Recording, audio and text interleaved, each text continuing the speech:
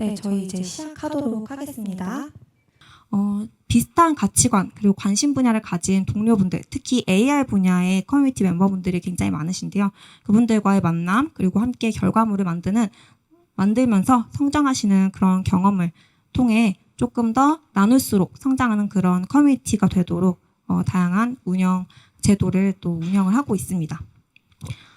AI 시대 관련해서 이야기가 많은데 아무래도 변화의 시대에 가장 필요한 것은 성장형 교육 그리고 주도적인 그런 교육, 학습이라는 그런 믿음하에 다양한 커뮤니티 그리고 교육 서비스를 제공하고 있고요. 모두연 랩의 활동에 대해서 알아보고자 여러분들 오셨는데 랩에서는 무엇을 하는지 그리고 어떤 제도가 있는지 궁금하실 것 같습니다. 네, 저희 연구 모임 랩이라고 부르는데요. 랩은 하이테크 기반의 융합 연구 그리고 임팩트 활성화를 위해서 여러분 방문하신 이 강남 캠퍼스 공간들을 대관을 제공을 해드리고 있고 그리고 이제 심사하에 GPU를 지원을 해드리고 있습니다. 저희 랩 활동하시는 분들은 홈페이지 참고하시면 되고요. 논문 지원 제도도 있습니다. 페이퍼샵이라고 불리는데요. 이런 저희 랩 활동하시는 분들 중에는 논문 작성을 목표로 하시는 분들이 계세요. 특히 해외 탑티어 컨퍼런스나 저널에 이제 게재를 하시는 게 사실은 쉽지 않고 돈도 많이 드는데요. 기관 밖에서 다양한 연구를 하시는 분들께도 좀 이런 기회가 있었으면 좋겠다 하는 생각에 만들어진 제도입니다. 패컬티라는 그 교신 저자분들을 매칭해드리거나 최대 200만 원까지 비용을 지원을 해드리는데요. 비용 지원의 경우에는 해외 탑티어 저널에 게재되셨을 경우에 해드리고 있습니다. 저희 홈페이지에서 확인 가능하시고요. 여러분이 이제 이야기를 들으러 오신 이 아트테크 랩을 포함해서 저희는 현재 2015년부터 누적 연구 모임이 822개가 있고, 네, 앞서 말씀드린 페이퍼샵을 이용하신 랩의 경우 랩들이 어셉된 그 논문들의 개수는 60개 그리고 저희 커뮤니티와 협력한 기관은 또 다양하게 있습니다. 그 중에 이제 예술경영지원센터가 있고요.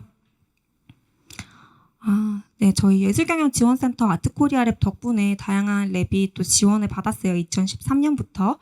그래서 소개를 간단하게 드리자면 오늘도 발표를 해주실 루바토 랩이 있으시고 뮤직 AI 관련해서 네, 오랫동안 연구를 해 오셨습니다. 2018년부터인가요? 19년부터 네, 연구를 해 오셨고요.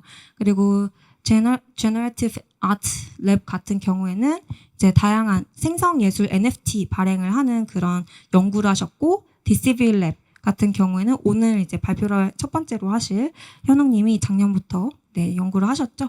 그래서 컴퓨터 비전 관련된 다양한 연구를 하고 계시고, 마지막으로 인터랙티브 아트 랩 같은 경우에는 기술을 활용한 예술 기법에 조금 더 초점을 맞춰서 다양한 연구를 하셨습니다. 올해 상반기 같은 경우에는 여러분들이 오늘 발표에서 만나보실 3개의 랩이 지원이 되었는데요. 루바토 랩 동일하게 지원, 작년에는 피칭에서 이제 선발이 되셔서 입주 기업으로서 이제 혜택을 누리고 계셔서 그래서 오늘 오게 되셨고, 그리고 크리에이티브 코딩 랩, 그리고 DCVN 아트 랩이라고 네, 이렇게 3가지 랩이 지원을 받았습니다. 여러분 혹시 저희 QR코드가 뭔지 궁금하실 텐데 지금 모집 중인 랩입니다. 그래서 여러분 들으시다 보면은 나도 하반기에 이런 랩 활동을 하고 싶은데 하시는 분들은 지금 모집 중에 있어요. 7월 31일까지 하반기 새로운 랩들이 모집 중에 있으니 참고를 부탁드립니다. 3개의 랩이 동일하게 또 지원이 될 예정이고요. XR 관련된 애플 비전 4 관련된 XRC 랩, 그리고 비주얼 제너러티브 AI and Art Impact 랩, 이렇게 비주얼 테크 관련된 랩이 있고요. 그리고 사운드 테크 관련된 XR 사운드 랩이 있습니다. 지금 찍으시는 분이 계셔서 잠깐 기다려 드릴게요. 들어가시면 이제 어떤 활동을 하시는지, 그리고 또 랩장님, 그러니까 모임의 리드분은 또 어떤 분이신지 소개도 보실 수 있습니다. 저희 홈페이지에서 보실 수 있고요. 네, 하반기 활동 랩 같은 경우에는 이러한 혜택들이 있습니다. 상반기 2랩과 동일한데요. 활동비를 팀당 최대 200만 원까지 지원을 해드리고, 그리고 교류회장, 그래서 기술 교류 세미나와 결과 공유회를 통해서 다른 랩들과 그리고 관심자분들과 교류하는 그런 시간이 있을 예정입니다. 마지막으로 사업화 기회도 드리고 있는데요. 이제 결과 공유회에서 선발이 되는 팀에게 주어지는 기회입니다. 아트코리아 랩의 입주사로 선발이 되시게 되면 이제 추가 지원비나 혹은 비즈 컨설팅 혜택을 누리실 수가 있습니다. 그래서 어떻게 진행이 될 예정이냐면요. 현재 7월 31일까지 모집을 하고 있습니다. 그리고 8월부터 11월까지 4개월 동안 활동을 하게 되시는 점 안내해 드립니다. 그럼 모두연에 대해서는 그리고 랩에 대해서는 소개를 여기까지 하도록 하고 저희 예술경영지원센터 아트코리아 랩 본부의 김가현 팀장님 모시고 저희 아트코리아 랩에 대한 소개도 들어보도록 하겠습니다. 큰 박수 부탁드립니다.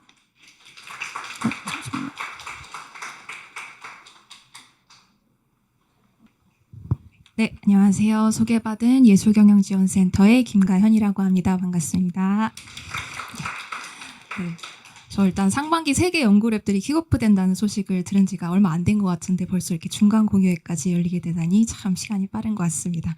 늦었지만 이 랩상님들과 랩 구성원분들께 응원과 감사의 말씀을 전하도록 하겠습니다. 저는 오늘 아트코리아 랩 소개를 잠시 드리러 왔는데요.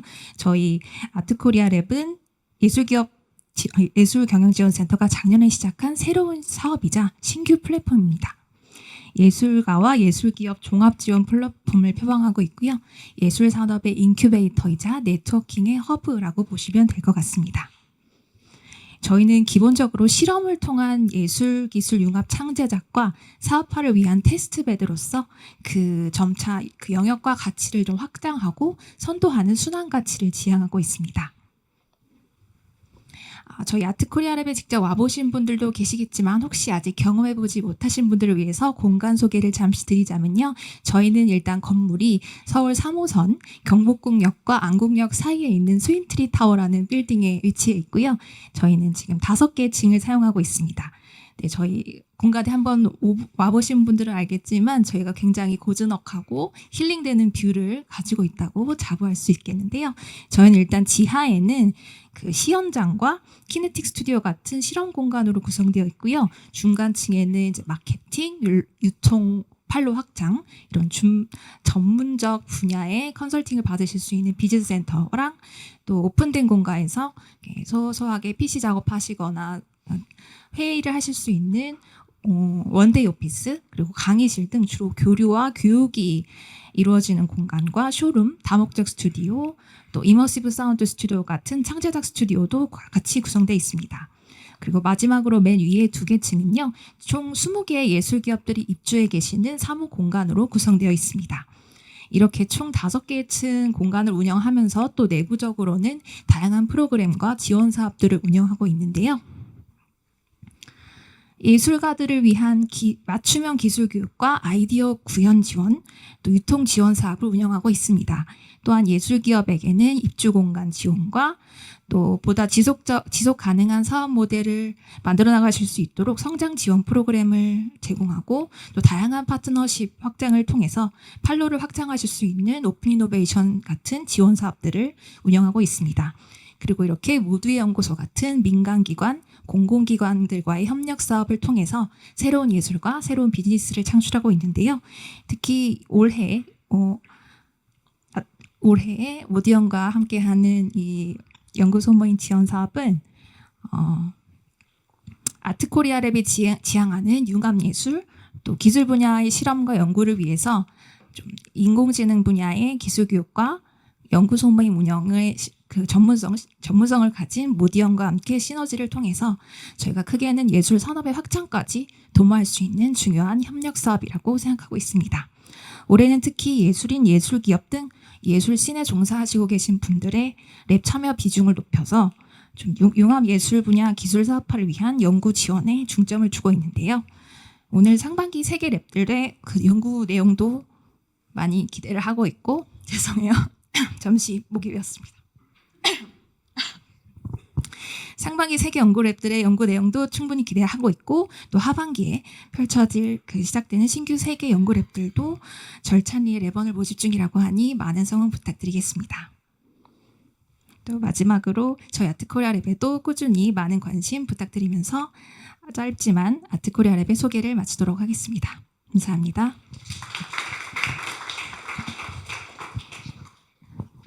네, 감사합니다. 김가연 팀장님. 저희 작년에는 또 실무를 함께 도와주셨는데요. 되게 유연하게 많이 도와주셔가지고 굉장히 도움이 많이 됐던 기억에 또 감사합니다. 네, 그러면 저희 다음으로 이제 발표를 들어볼 예정인데요. 네, 오늘 첫 발표로는 조현욱 랩장님이 함께 해주실 예정이에요. DCV and Art, 즉 딥 컴퓨터 비전 및 아트 관련된 연구를 하셨고요. 오늘은 거의 뭐 IR 자료를 만드셨다고 해요. 그래서 네, 또 긴장을 많이 하신 것 같은데 큰 박수로 함께 해주시면 감사하겠습니다. 여러분 잘 들리시나요? 약간 제가 막내 같고 제가 나이가 제일 어리고 그래서 제가 첫 봤다가 되지 않았나 싶은데 그래도 뭔가 다음 발표하시는 분들을 위해서 뭔가 여기 계신 분들이 어떤 분이시고 약간 저도 궁금하기도 해서 혹시 궁금한 것이 있는데 혹시 저는 이제 연구원이다 보니까 혹시 여기 컴퓨터 비전이나 인공지능을 전공하시는 분 있으실까요? 하나, 둘, 셋. 그것이 아니라면 예술계에 종사하시는 분들은 얼마나 되실까요? 손 한 번만 들어주실 수 있을까요? 그럼 예술계도 아니고 인공지능도 아니고 그렇다면 좀 애매한데요. 그러면은 혹시 어떤 것 때문에 궁금해서 오시는지 자신 있게 말씀해 주실 수 있으실까요? 아니 뭐 아트 코리아 랩이 관심 많으신 분 있으실까요? 저기 한 분 계시고 그러면 나머지는 어떻게 흘러 들어오셔서 뭔가 오신 것 같은데 그러면 제가 어떻게 발표해야 될지 약간 애매해지긴 했지만 그럼에도 불구하고 한번 해보겠습니다. 안녕하세요. 저는 인하대학교 석사과정을 전공하고 있는 컴퓨터 비전 전공 조현욱이라고 합니다. 만나서 반갑습니다. 우선 사실 저는 이제 인공지능 많이 알고 많이 관심 있으신 분들이 오실까 봐 이제 막 책 추천도 해야 되나 약간 이런 생각으로 있었는데 그것은 당연히 필요 없는 것으로 하고 뭔가 바로 넘어가도록 하겠습니다. 여기 지금 첫 번째 여기 보이는 이미지 보이시나요? 여기 아쉽게도 제 그림은 약간 굉장히 부족한데 여기 그린 그림은 사실 인공지능을 통해서 미드저니를 통해서 그린 그림인데요. 제가 발표할 때 많이 써먹는 이미지입니다. 뭔가 제가 그리기엔 굉장히 역부족한 이미지가 나왔는데 사실 저는 인공지능 생성 모델에 관심이 굉장히 많아서 지금 현재도 연구를 하고 있고요.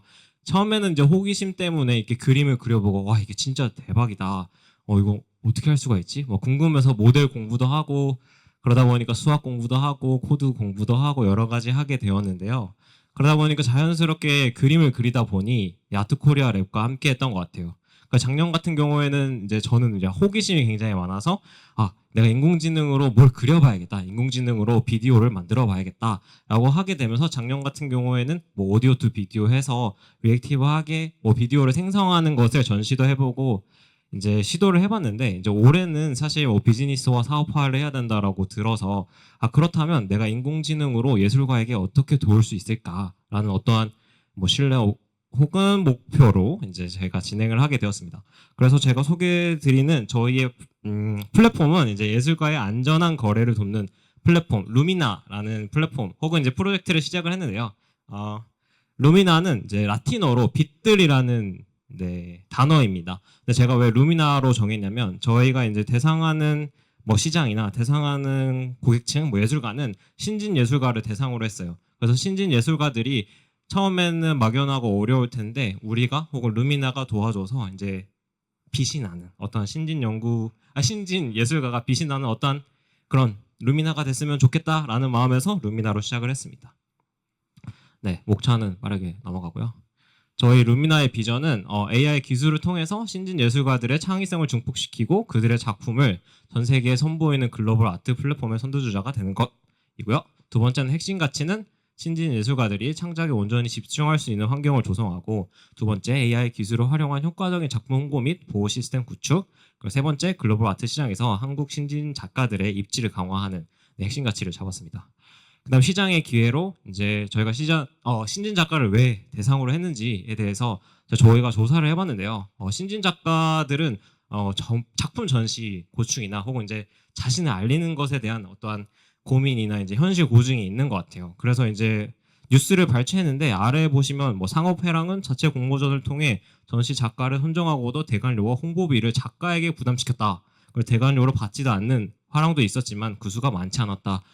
이 뜻은 이제 신진 작가들이 뭔가 내가 이 한국이나 한국을 대상을 했으니까요. 한국에서 뭔가 나를 알리기에는 좀 현실 고증이 있다라는 것이고, 그다음에 두 번째는 저희가 조사를 하다 보니까 한국 작품들을 해외에서 굉장히 관심이 많아 하는 것을 알게 되었습니다. 그래서 보시면 이제 두 번째, 국내 역량이 있는 작가들이 많지만 해외와 연결고리가 적다. 그 해외 기업 입장에서도 한국에서 작가를 발굴하고 협력하려고 해도 작가들의 작품을 한번 보거나 재능이 있는 작가를 살펴볼 수 있는 플랫폼이 부족하다라고 현실을 꼬집었고요. 특히 저희가 이제 해외는 이제 예술 시장이 굉장히 활발하더라고요. 그래서 이제 해외 플랫폼이 있는데 해외 플랫폼은 사실 보니까 한국 작가가 올리면은 그게 결제가 안 되는 지금 현재 결제가 안 되는 사이트도 있었어요. 그러다 보니까 뭔가 그러면은 우리가 좀 한국에서 우리나라의 신진 작가들을 알릴 수 있는 어떤 목적도 있어야겠다라는 마음에서 이렇게 필요성을 잡았습니다.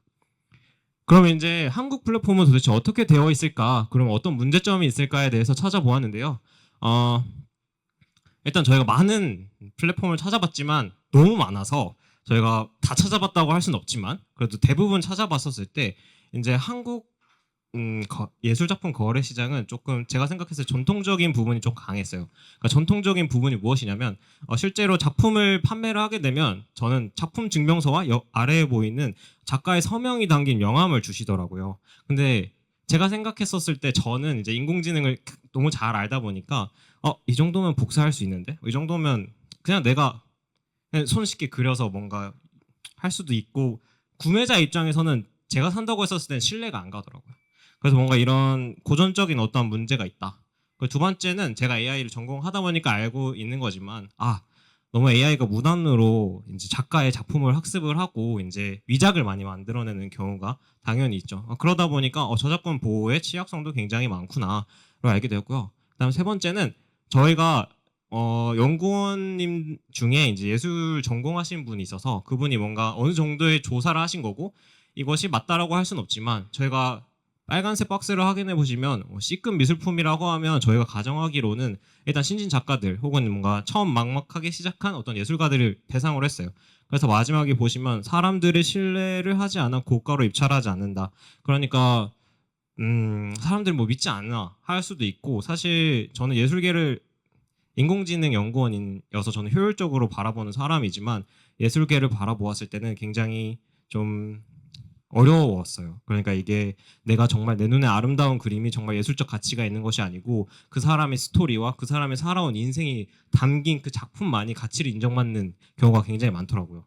그러다 보니까 사실 신진 작가들은 나의 스토리를 어떻게 사실 뭐 젊으니까 스토리도 없을 것 같고 나이가 많으셔도 뭔가 설명하기 어려우실 것 같고 아무튼 좀 이런 어려움이 있구나라는 것을 알게 됐습니다. 그럼 저희는 이제 핵심 솔루션은 무엇이냐? 저는 이제 워터마크를 개발하고 그 워터마크 안에 인비저블 워터마크를 개발해서 이제 인공사진에다가 그림을 넣어서 이제 디텍션하는 디코딩하는 과정인데 이건 자세하게 좀 말씀을 드리도록 하겠습니다.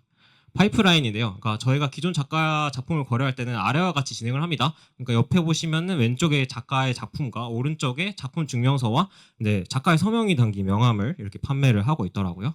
그렇다면 저희는 실제로 한 윤서님은 저 그림은 윤서님 작품입니다. 윤서님 작품을 통해서 저희가 인공지능을 통해서 인공사진을 만들어냅니다. 그걸 인공사진을 만들어낸 다음에 작가의 이니셜 그리고 고유번호에 대한 비트로 숫자 혹은 이제 문자를 이제 넣어서 워터마크에 삽입을 합니다. 워터마크에 삽입을 하게 되면 인비저블 워터마크에서 눈에 보이지 않아요. 그래서 눈에 보이지 않지만 그래서 저는 굉장히 좀 준수한 어떠한 이미지가 나온다고 생각하거든요. 이게 뭐 못생긴 이미지 제 눈에는 좀 아름답게 보이지만 못생기지 않는 어떤 이미지를 통해서 저희가 보증서를 이렇게 프린트를 합니다. 이렇게 프린트를 하게 되면 이제 고객은 이제 이 보증서를 받게 되면 자기 휴대폰으로 카메라로 비디오를 찍었을 때 혹은 사진으로 찍었을 때 이렇게 디코딩을 하게 되는데 왜 오른쪽 그 비디오 사진 위에 있는 이제 노란색 마크가 이제 한윤서님의 작품이다라고 뜨는 거예요. 그러니까 저희는 이제 보시게 되면 기존에 하던 것을 가져가는 건 맞아요. 기존에 하던 것을 가져가는 건 맞는데 뭔가 새로운 인증 체계가 필요하다라는 마음에서 시행을 한 거고요. 그래서 저희의 최종 파이널은 판매 작품 그리고 보증서 그리고 작가의 명함인데 이제 작가의 명함도 사실 인비저블 워터마크를 넣을 수 있어요. 그래서 저희가 하고 싶은 거는 이제 데모 사이트이고 데모 사이트는 조금 넘어가 볼게요. 파이프라인은 이제 저희가 그래도 뭔가 전 작가 관리를 좀 하고 싶었어요. 왜냐면 이제 체계적으로 제가 정확하게는 모르지만 작가를 굉장히 다 정리를 하고 있는 건가라는 정확하게 몰라서 그렇지만 저희가 만약에 이걸 하게 되면 작가의 DB를 관리할 수 있겠다. 왜냐면 저희가 기술적으로는 이제 7비트까지 이미지 안에 넣을 수 있어요. 그러니까 7비트는 제가 챗 GPT한테 물어봤는데 문자의 수가 7개인 경우 각 문자가 128개 중 그러니까 뭐 특수 문자 다 조합해가지고 하게 되면 지금 보게 되면 자릿수가 1, 10, 100, 1000만, 10만, 100만, 1000만 아무튼 엄청 큰 숫자죠. 그렇다는 말은 이 엄청 큰 숫자로 이 작가의 고유 번호와 작가의 작품 수를 등록할 수 있어요. 그렇다는 말은 굉장히 많은 숫자의 작가의 그 워터마크를 넣을 수 있지 않나라는 것이고 그것을 뭔가 작가 명함을 통해서 그 작가분에게 드릴 수도 있어요. 그러니까 저희가 작가의 작품을 판매할 때 이제 보증서로도 드릴 수 있지만 뭔가 작가님에게도 뭔가 뭐 명함을 만들 수 있지 않을까라는 어떤 재밌는 생각이 났던 것 같습니다. 그래서 하게 됐고 그다음에 저희가 인공지능을 하다 보니 저희가 할 수 있는 것들이 여러 가지가 있더라고요.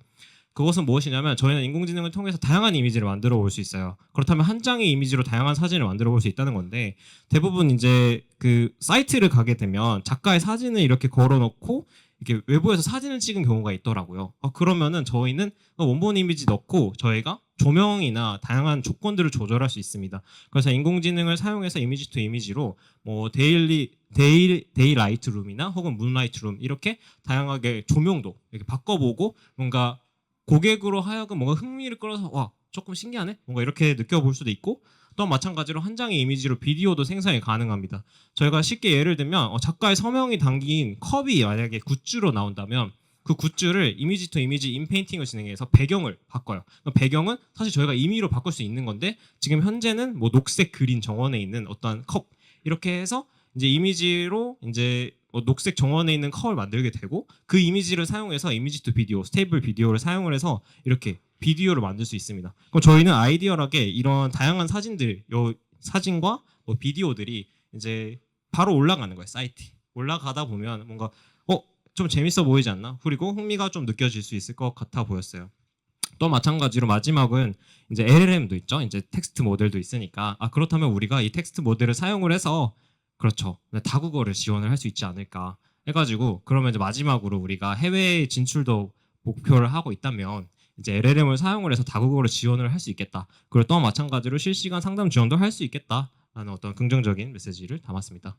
그리고 이 부분이 제가 제일 약한 부분인데 왜냐하면 제가 이걸 처음 해봐가지고 비즈니스 수익 구조를 전 잘 모릅니다. 하지만 그럼에도 불구하고 좀 조사를 해봤는데 그러니까 저희는 이제 프리미엄 기능 판매가 있었으면 좋겠다. 그것은 무엇이냐면 저희가 기본으로 가져가는 것은 이제 워터마크나 권리 보호로 이제 기본으로 제공을 해드리면서 두 번째로 부가 기능으로 저희가 아까 보여드렸던 작가의 굿즈를 이미지로 그러니까 작가 사진을 하나 바탕으로 다양한 인공지능 모델을 사용을 해서 굿즈를 만들어 보거나 그 굿즈를 만들더라도 다양하게 비디오로 만들어 보거나 사진으로 만들어 볼 수 있는 어떤 홍보 전략을 뭔가 추천해 줄 수 있는 어떤 그것을 구독료로 뭔가 해볼 수 있지 않을까라고 생각을 했고 두 번째 서비스 수수료 모델은 이 부분 같은 경우에는 저희가 다양한 이제 판매 사이트를 조사를 해봤는데 판매 사이트는 저작권 보호 서비스 수수료를 받고 있더라고요. 그리고 두 번째로 작품 판매 수수료도 받고 있었어요. 그래서 이렇게 받고 있구나. 그러면은 여기보다 조금 싸게 하면 되겠네? 라는 생각으로 그냥 저작권 보호 서비스 수수료는 5% 그리고 작품 판매 수수료는 10%로 잡았습니다. 이 부분은 저희가 전문가가 아니기 때문에 좀 조언을 받고 싶은 부분이고요.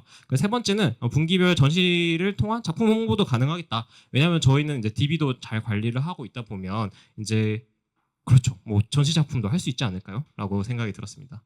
그 다음에 초기 타겟은 아까 말씀드린 대로 신진 작가를 대상으로 했고요. 그 다음에 두 번째 확장 계획은 해외 진출인데요. 사실 한국은 이제 예술 시장이 굉장히 크지는 않더라고요. 그 비율을 보게 되면 전 세계 시장이 굉장히 컸었어요. 그렇다면 이게 확장성은 당연히 해외 진출을 잡아야 되는 게 맞는 것 같고요. 하지만 한국도 당연히 타겟팅은 해야 돼서 이제 해외 진출을 확장 계획으로 잡았고, 이제 두 번째 같은 경우에는 디지털 파일 거래를 통한 해외 입주 확장인데, 대부분 해외 사이트는 이제 아무래도 이제 배송을 실제 작품을 배송을 해야 되니까 그것은 힘들고, 그러다 보니까 디지털 파일 거래가 활발하게 이루어져 있더라고요. 그렇다면 디지털 파일 거래도 해보면 좋겠다. 그리고 마지막으로 여기서도 이제 해외에서 뭐 전시를 하는 플랫폼도 당연히 있을 거고, 그렇다면 그분들이랑 회법이나 제휴할 수 있겠다라는 것을 잡았고, 그다음에 이 부분은 약간 제가 좀 이럴 수도 있다, 이런 전시 형태도 있을 수 있겠다라는 어떤 호기심 때문에 해본 건데, 뭔가 이 프라이빗한 공간에서 뭔가 좀 초대된 사람이 뭔가 전시를 감상할 수 있는 어떠한 이미지를 한번 여러분들 머릿속에 한번 그려보시면 될 것 같고, 저희가 이제 할 수 있는 게 뭐냐면, 이게 사실 명함도 할 수 있는데 뭐 티켓도 할 수 있어요. 왜냐면은 저희가 뭐 구매 고객분들을 사실 굉장히 뭐 랭크로 나눈다면 뭐 다이아몬드 랭크이신 분들께는 뭐 VIP 티켓을 나눠줄 수 있겠죠. 그것도 워터마크로 되어 있고요. 또 마찬가지로 그분들이 그 프라이빗한 전시 공간에 오셔서 작품 설명을 좀 바꿔봤어요. 왜냐하면 작품 설명이 기존에는 사실 저기다가 그림 설명을 넣어놓고 그렇잖아요. 근데 사실 좀 이게 흥미롭게 작가의 사진과 굉장히 유사하지만 좀 흥미를 끄는 어떤 위작 작품, 그러니까 인공지능 사진에 호기심이 끌려서 스캔해보고, 그리고 작가의 스토리도 읽어보고, 작가의 다른 작품도 작가의 다른 작품도 한번 보고, 그렇다면 구매 유도도 가능하고, 뭔가 이렇게 해볼 수 있지 않을까라는 생각을 하게 됐습니다. 그 다음에 차별점인데요. 차별점은 이제 경쟁사와 차별점인데, 다양하게 알아본 결과 저희는 이제 AI 머신러닝, 그러니까 AI를 사용을 해서 작가의 권리를 보호하고 다양한 디지털 아트를 만들어줘서 홍보를 만들어줄 수 있다. 그리고 세 번째 조금 넘어갈게요. 세 번째는 이제 저희가 봤었을 때 대부분 이제 사이트들이 좀 나름대로 컨셉을 잡고 판매를 하더라고요. 뭔가 차가운 분위기의 작품을 원하세요? 뭔가 뜨거운 분위기의 작품을 원하세요? 오늘은 이번 달에 어떤 작가님의 뭐가 궁금하세요? 뭔가 이런 식으로 스토리텔링이 있는 어떤 구조가 많더라고요. 근데 저는 사실 효율적인 사람이어서 그런지 그냥 뭐 동양화, 서양화, 일러스트, 뭔가 시각 디자인, 뭔가 이런 식으로 구분을 해서 판매를 하는 게 구매자 입장에서는 편하지 않나라는 것인데, 이것은 제가 착각일 수도 있어서 이 부분은 그냥 넘어가도록 하겠습니다. 그리고 기술적 차별점인데, 아무래도 인공지능 전공을 하다 보니 그러면 워터마크를 심으면 공격이 당할 가능성이 100% 있겠죠? 저는 그것부터 시작을 했어요. 워터마크를 넣으면 무조건 공격이 들어갈 거다. 왜냐면은 물론 좋은 사람들도 많지만 아주 나쁜 소수의 사람들 때문에 비즈니스가 망하거나 어떤 좋은 기회를 망칠 수 있을 것 같더라고요. 그래서 대부분 이제 워터마크 공격은 워터마크를 심은 이미지에다가 뭐 생성 모델을 통하거나 다양한 방법을 통해서 그냥 버그를 심는다고 생각합니다. 그 버그를 심어가지고 그 워터마크가 들어간 이미지가 디텍션이 안 되는 걸 공격을 하는 논문인데, 제가 2023년 논문을 읽어보고 이제 찾아본 거죠. 찾아봤는데 저희의 방법론은 이제 100% 방어가 되는 방법론으로 찾아서 진행을 해서 이제 워터마크가 공격당할 일은 없다라는 것을 말씀드리고 싶고, 그 다음에 좀 조사를 해보면 저는 그렇게 생각해요. 뭔가 이 보증서라는 것 자체가 뭔가 단 하나의 어떤 작품에 대한 증명을 하는 건데, 그러면 블록체인을 쓰는 게 맞지 않나? 그럼 블록체인이 더 좀 유일한 어떠한 대응책이 될 수도 있다라고 생각했는데, 하지만 그럼에도 불구하고 이제 블록체인의 단점을 말씀드리면 될 것 같아요. 그러니까 규제의 불확실성이 있죠. 블록체인은 이제 관련된 법적 규제의 프레임이 굉장히 명확하지 않고, 그 다음에 뭐 저는 잘 모르지만 명확하지 않다라고 느꼈고요. 두 번째는 구현 비용인 것 같아요. 그러니까 블록체인은 사실 구현하려면 뭐 코더 한도 불러야 되고 다양한 비용이 들 수 있고, 그 다음에 세 번째는 프라이버시 문제가 저는 가장 뚜렷하다고 생각해요. 왜냐하면 블록체인은 사실 투명성이 중요하거든요. 블록체인은 내가 이걸 들고 있어도 어딘가에 던져놔도 이건 제 거예요. 근데 오히려 예술 작품이라는 것은 뭔가 나만의 작품, 그리고 구매자의 정보를 흘리지 않을 수도 있어야 되는 것 같아요. 왜냐하면 구매자는 뭐 유명하신 분이어서 뭔가 나는 조용히 내 작품을 사고 싶은데, 블록체인을 하게 되면 그죠, 프라이버시 침해 우려가 오히려 있을 수 있을 것 같아요. 그러니까 지금 한국 전통 예술 시장이 뭔가 아직은 보증서를 발급하거나 작가 명함을 하지 않았나? 오히려 그런 생각도 들더라고요. 그래서 블록체인이라는 것이 오히려 투명성 때문에 고객이 프라이버시에 침해할 수 있다라고 느꼈고, 그 다음에 실물 자산과의 연계가 불가능하다. 왜냐하면 저희가 판매를 하고 싶었던 건 실제 작가의 작품인데, 사실 디지털 토큰에 연결하면 어떻게 되냐면 내 작품이 없어지거나 내 작품이 훼손이 되면 그 블록체인과의 연결은 어떻게 될 것인가? 당연히 실물 자산과의 연결이 안 되는 것이죠. 저는 그렇기 때문에 이 부분 때문에 블록체인은 오히려 좀 단점이 될 수도 있겠다라는 것을 느끼게 됐습니다. 네, 마지막으로 이제 저희 팀 소개로 마무리 지을게요. 저는 조현욱이고요. 여기 규영님께서는 네, 프론트엔드를 해주셨고, 주연님, 그리고 미영님, 혜정님, 정호님은 인공지능 관련돼서 해주셨고, 이제 윤선님은 이제 예술가이시기도 하시면서 저희 전반적인 시장이나 전반적인 뭐 시장 조사를 해주셨습니다. 여기까지 하도록 하겠습니다. 아, 죄송해요. 마지막 메시지. 자, 마지막 메시지요. 마지막 메시지입니다. 루미나와 함께 한국의 신진 예술가들이 세계의 무대에서 빛나는 별이 되어 K-아트의 새로운 시대를 열어갈 것입니다. 감사합니다.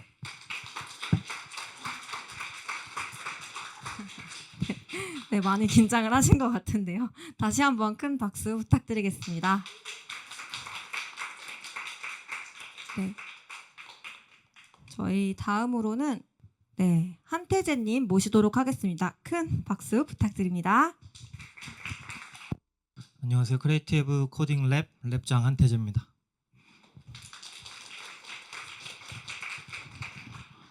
일단 제 소개를 간단하게 드리자면은 저는 그 10년차 프론트엔드 개발자고요. 이제 웹에서 3D를 주로 담당해서 이제 개발자로 일하고 있습니다. 20분을 채우라고 해가지고 좀 이것저것 많이 넣었는데 시간을 좀 잘 맞춰보도록 하겠습니다.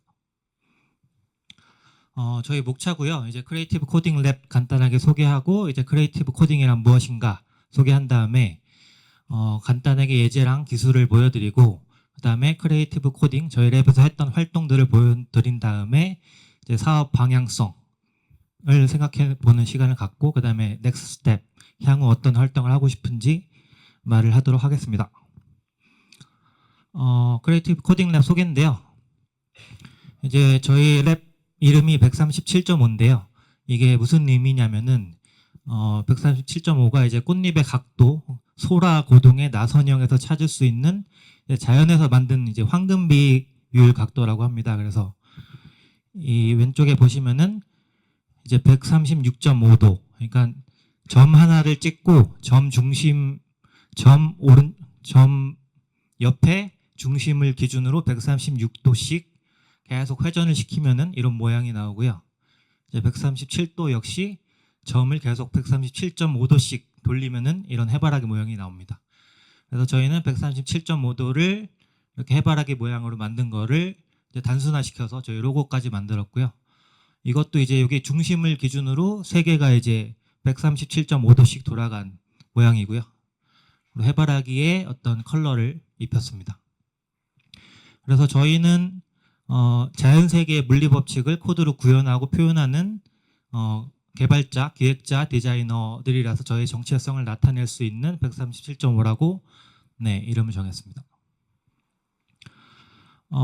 저 같은 경우에는 이제 크리에이티브 코딩 랩은 2017년 02월 모두의 연구소 인터랙티브 아트 오브 웹이라는 랩으로 시작을 했고요. 그 이후에 이제 뭐 인터랙티브 아트 랩 아니면 제너레이티브 아트 for NFTs 뭐 여러 가지 이름을 바꿔가면서 이제 예술과 코드를 접목하는 활동을 연구해 계속 해오고 있고요. 그래서 이번에는 9번째 전시고요. 이제 크고 작은 전시들이 많이 했었고 오른쪽에 보시면은 저희 작품들이 전시되고 있는데 이제 2D, 3D를 넘나드는 다양한 그런 작품들로 구성되어 있고 기술로는 P5, 픽시, 3JS, 바빌론 JS 같은 걸로 구현이 되어 있습니다. 아래 보시면은 이제 저희 GitHub 코드랑 노션, 블로그, 인스타그램, 그 다음에 카카오 오픈 채팅방이 있는데 관심 있으신 분들은 들어오시면 좋을 것 같습니다. 찍으셨나요? 네, 그래서 크리에이티브 코딩이란 무엇인가 모르시는 분들도 많을 것 같아서 간단하게 설명을 드리려고 준비했습니다. 이제 일반적으로 프론트엔드 개발하고 비교를 많이 하는데요. 저 같은 경우에도 프론트 개발자였고, 그래서 프론트엔드는 이제 이용자가 서비스를 이용하는 목적을 달성하기 위해서 필요한 기능들을 구현을 한다. 예를 들어서 뭐 이커머스 사이트를 보면은 제품 리스트를 보여주는 기능, 리스트를 클릭하면 상세 페이지로 넘어가는 기능, 장바구니 기능, 동영상 재생 기능, 뭐 결제하 기능 모두 다 프론트엔드 개발자가 이제 구현을 하죠. 저 같은 경우에도 한 2, 3년 차까지는 이런 프론트엔드 개발이 재미있었는데 이제 그 이후 넘어가면서 이제 맨날 하는 일이 팝업을 만든다거나 뭐 리스트를 만들고 클릭하고 항상 그런 걸만 하다 보니까 되게 지겹더라고요. 그래서 좀 내가 원하는 작업을 해보자 해서 이런 기능들이 아닌 이제 크리에이티브 코딩에 관심을 갖게 된 것 같아요. 그래서 크리에이티브 코딩은 기능적인 것이 아니라 표현적인 것을 좀 중심적으로 하는 컴퓨터 프로그래밍 유형인데요. 뭐 다양한 산업에서 이제 쓰고 있는 그런 하나의 유형입니다. 그래서 많은 분들이 헷갈려 하시는데 이제 젠 AI랑 크리에이티브 코딩을 비교를 해보자면은 젠 AI는 이제 프롬프트라는 걸 쓰죠. 그래서 이제 빠르게 원하는 아웃풋을 생성할 수 있고, 물론 내가 원하는 이미지를 만들려면은 프롬프트를 계속 다듬어 가야겠지만 그래도 좀 빠르게 생성할 수 있는 반면에 크리에이티브 코딩은 직접 코드로 만듭니다. 그래서 원하는 세밀한 표현이 가능하고요. 이제 저희가 쓰는 웹 캔버스라는 것도 픽셀 단위로 이제 렌더링을 하기 때문에 각각의 픽셀 단위로 이제 세밀한 표현이 가능하죠. 그래서 뭐 제네이로 만든 사진을 크리에이티브 코딩으로 쓸 수도 있고 뭐 두 개를 용합하는 것도 가능할 것 같습니다. 그래서 크리에이티브 코딩 예제와 기술을 간단하게 보여드릴게요. 여기 보시면 제가 인스타에서 이제 저장해 놓은 작품들인데요. 전 세계에 화려한 크리에이티브 코딩 예제들을 보실 수 있습니다. 이거 모두 다 이제 코드로 짠 그래픽들이고요. 그래서 뭐 전 세계 유명한 미디어 아티스트나 아니면 교수님들 뭐 그런 분들이 이제 코드로 비주얼라이제이션을 하고 계시죠. 그리고 이런 모니터에 한정된 것이 아니라 이제 현실 세계로 가져오는 노력들도 많이 하고 있는데요. 그래서 미디어 아티스트들도 이제 크리에이티브 코딩을 활용해서 현실 세계의 작품을 가져오려고 많이 시도를 하고 있습니다. 그래서 왼쪽을 보시면은 이제 카메라를 인식해가지고 이제 손이 이제 이 빨간색 쪽에 있으면은 아두이노 이용해서 빨간색 전구가 나온다거나 아니면 이게 이제 가스레인지 같은 건데요. 이걸 이제 캔버스로 사용하는 거죠. 이 하나하나가 픽셀인 거고. 그래서 이게 인풋이 되고 이제 가스레인지가 아웃풋이 돼서 이런 작품을 만들 수도 있고.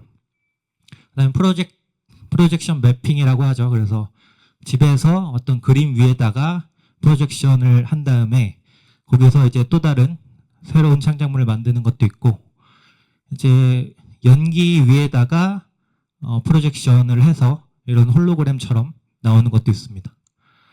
그리고 이거는 사람의 모션을 이용해 가지고 이제 페인팅을 한 건데요.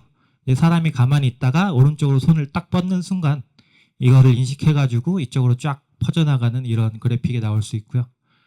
이건 한국의 미디어 아티스트 분이 외국에서 상을 받았던 걸로 알고 있습니다. 그리고 이걸 보면은 이제 모래를 위로 쌓으면은 이 높이 값을 이 카메라가 위쪽에 달려 있는데 높이 값을 인식해 가지고 위에서 이제 프로젝션을 때리는 거죠. 그래서 색깔을 바꿔주는 거예요. 그래서 이거를 모래를 바꿀 때마다 이 등고선 같은 게 바뀌는 걸 보실 수 있습니다. 저런 코딩들은 결국에는 이제 수학 공식과 물리 법칙을 활용을 하죠. 그러니까 간단하게 뭐 텍스트를 입력한다고 되는 게 아니라 수학 공식과 물리 법칙을 활용해서 이제 코딩을 해서 직접 만드는 거예요. 그래서 수학에는 뭐 벡터 연산, 삼각법, 외적, 내적, 사인, 코사인, 중력 반작용 뭐 이런 물리를 사용하고요. 그래서 뭐 F는 MA 뭐 물리 시간에 많이 배우셨을 거고 뭐 이런 중력과 어떤 마찰력 뭐 이런 것도 배우고 사인 그래프 여기 삼각 함수도 있죠. 옛날에 중학교 때 배웠던 사인 코사인 각도 계산하는 것도 다 이제 크리에이티브 코딩의 기본적인 지식으로 들어갑니다. 근데 저거를 이제 직접 다 만드는 게 아니죠. 이제 라이브러리를 사용하면은 저런 계산들을 쉽게 해주고 저런 물리를 쉽게 만들 수 있는 것들을 제공하는데요. 그래서 많은 크리에이티브 코딩 라이브러리 기술 툴들이 있어요. 그래서 그런 것들로 이제 이미지들을 이렇게 만들어내는데요. 저 같은 경우에는 웹 기반 개발자다 보니까 이제 웹 기반 크리에이티브 코딩 라이브러리를 많이 사용합니다. 그래서 P5JS, WebGL, 3JS 같은 걸로 작업을 많이 하고 있습니다. 그래서 이런 라이브러리들이 있고 여기서 이제 코드를 만드는 거고요. 이제 여기서 인풋하고 아웃풋이 이제 들어가죠. 그래서 인풋에는 기본적으로는 키보드 마우스가 될 거고 아웃풋에는 모니터, TV, 스피커 같은 것들로 아웃풋이 되죠. 기본적으로는. 네. 그런데 아까 보신 것처럼 이제 인풋에 키보드 마우스뿐만 아니라 웹캠, 이미지, 영상, 마이크, 오디오, 그다음에 키넥트 아까 모션 디텍터 하는 거 보실 수 있고, 그다음에 소리, 바람빛, 무게, 온도, 센서를 이제 이런 아두이노, 라즈베리 파이 같은 걸로 넘길 수가 있죠. 그래서 뭐 온도가 올라가면은 뭐 어떤 그래픽을 바꿔라, 뭐 이런 바람이 어느 정도 불면 이렇게 해라, 뭐 이런 걸 수가 있고요.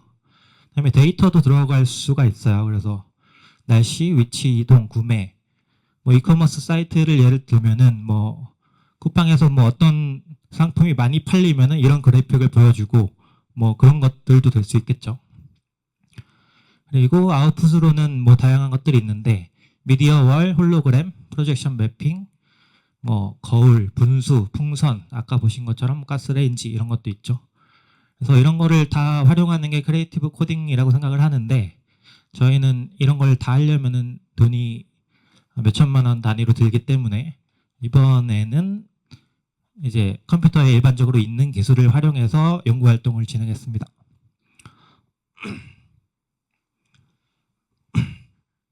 네, 크리에이티브 코딩 랩 저희 활동인데요. 저희 랩의 목표는 이제 커뮤니티 내에서 많은 작품들을 만들고 그 과정을 홍보해서 알리는 걸 목표로 두고 이제 랩을 운영했고요. 그래서 첫 번째가 커뮤니티 만들고 오프라인, 온라인 커뮤니티 만들고 그다음에 코딩 스터디를 해서 공유하고 작품 제작, 홍보, 그다음에 사업 개발 이런 식으로 진행을 하고 있습니다. 네, 커뮤니티 만들기인데요. 이제 모두의 연구소에서 오프라인 20명 연구원분들을 모집해서 활동을 4개월 동안 하고 있고요. 그다음에 카카오톡 오픈 채팅방에서도 하고 있어요.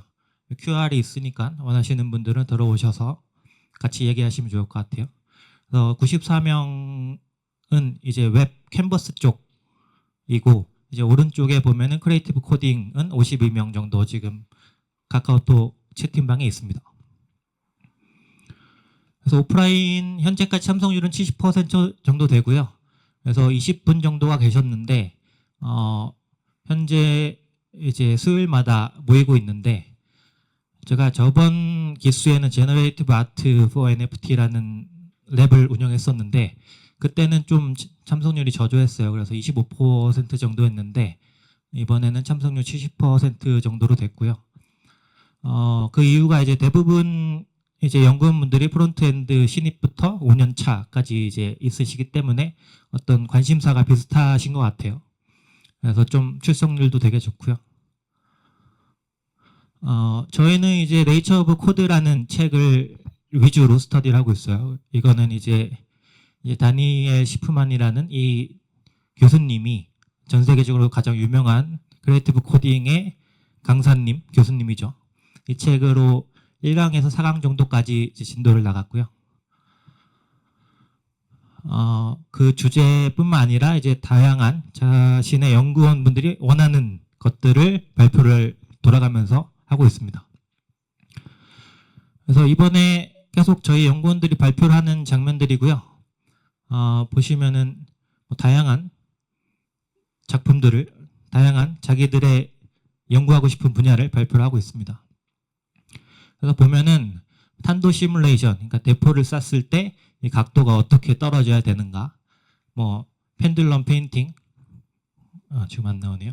그러니까 이렇게 페인트를 이렇게 떨어뜨리는 그런 거를 코드로 어떻게 구현하는가, 뭐 엑스레이 같은 쉐이더는 어떻게 만드는가, 인력과 척력, 그러니까 당기고 이제 밀어내는 힘, 저항과 만유 인력, 물속 저항력, 그다음에 가속, 감속, 등속 운동, 뭐 이런 많은 것들을 연구를 해오고 있습니다. 그뿐만 아니라 이번에는 이제 온라인으로도 같이 참여를 하셨는데요. 카카오톡으로 매주 4회 이상 코딩 인증하는 걸 했어요. 그래서 많은 연구원분들이 집에서 아니면 학교에서 직장에서 많이 이런 코딩 인증을 해주셨죠.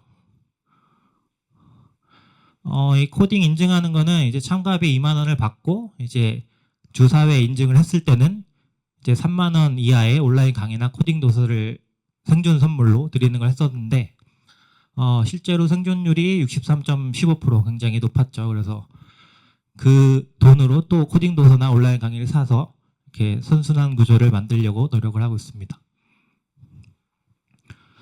그분들이 이제 쓰셨던 리뷰들인데요.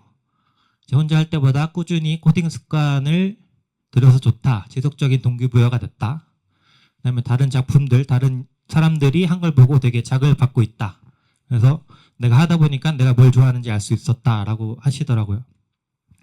그러니까 저도 처음에 코딩을 시작했을 때는 이런 크리에이티브 코딩을 하는 건 줄 알고 시작을 했는데 뭐 이상한 에이작스로 데이터를 주고받고 뭐 쿠키를 설정하고 뭐 이런 이상한 것들을 배우더라고요. 그래서 크리에이티브 코딩 이게 내가 원하던 코딩이다. 이게 내가 하고 싶었던 코딩이다라고 하시는 분들이 많았던 것 같아요. 그래서 이제 오프라인에서 작품들을 제작하고 홍보를 시작하게 됐습니다. 그래서 20명 연구원분들 중에서 12명이 참여를 하셨어요. 그래서 60% 정도. 그리고 개인 평균 1.58개의 작품을 제작을 했습니다.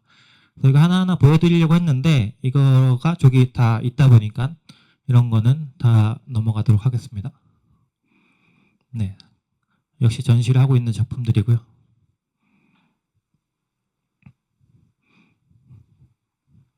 네, 인터랙션 되니까 이따 한번 해보세요.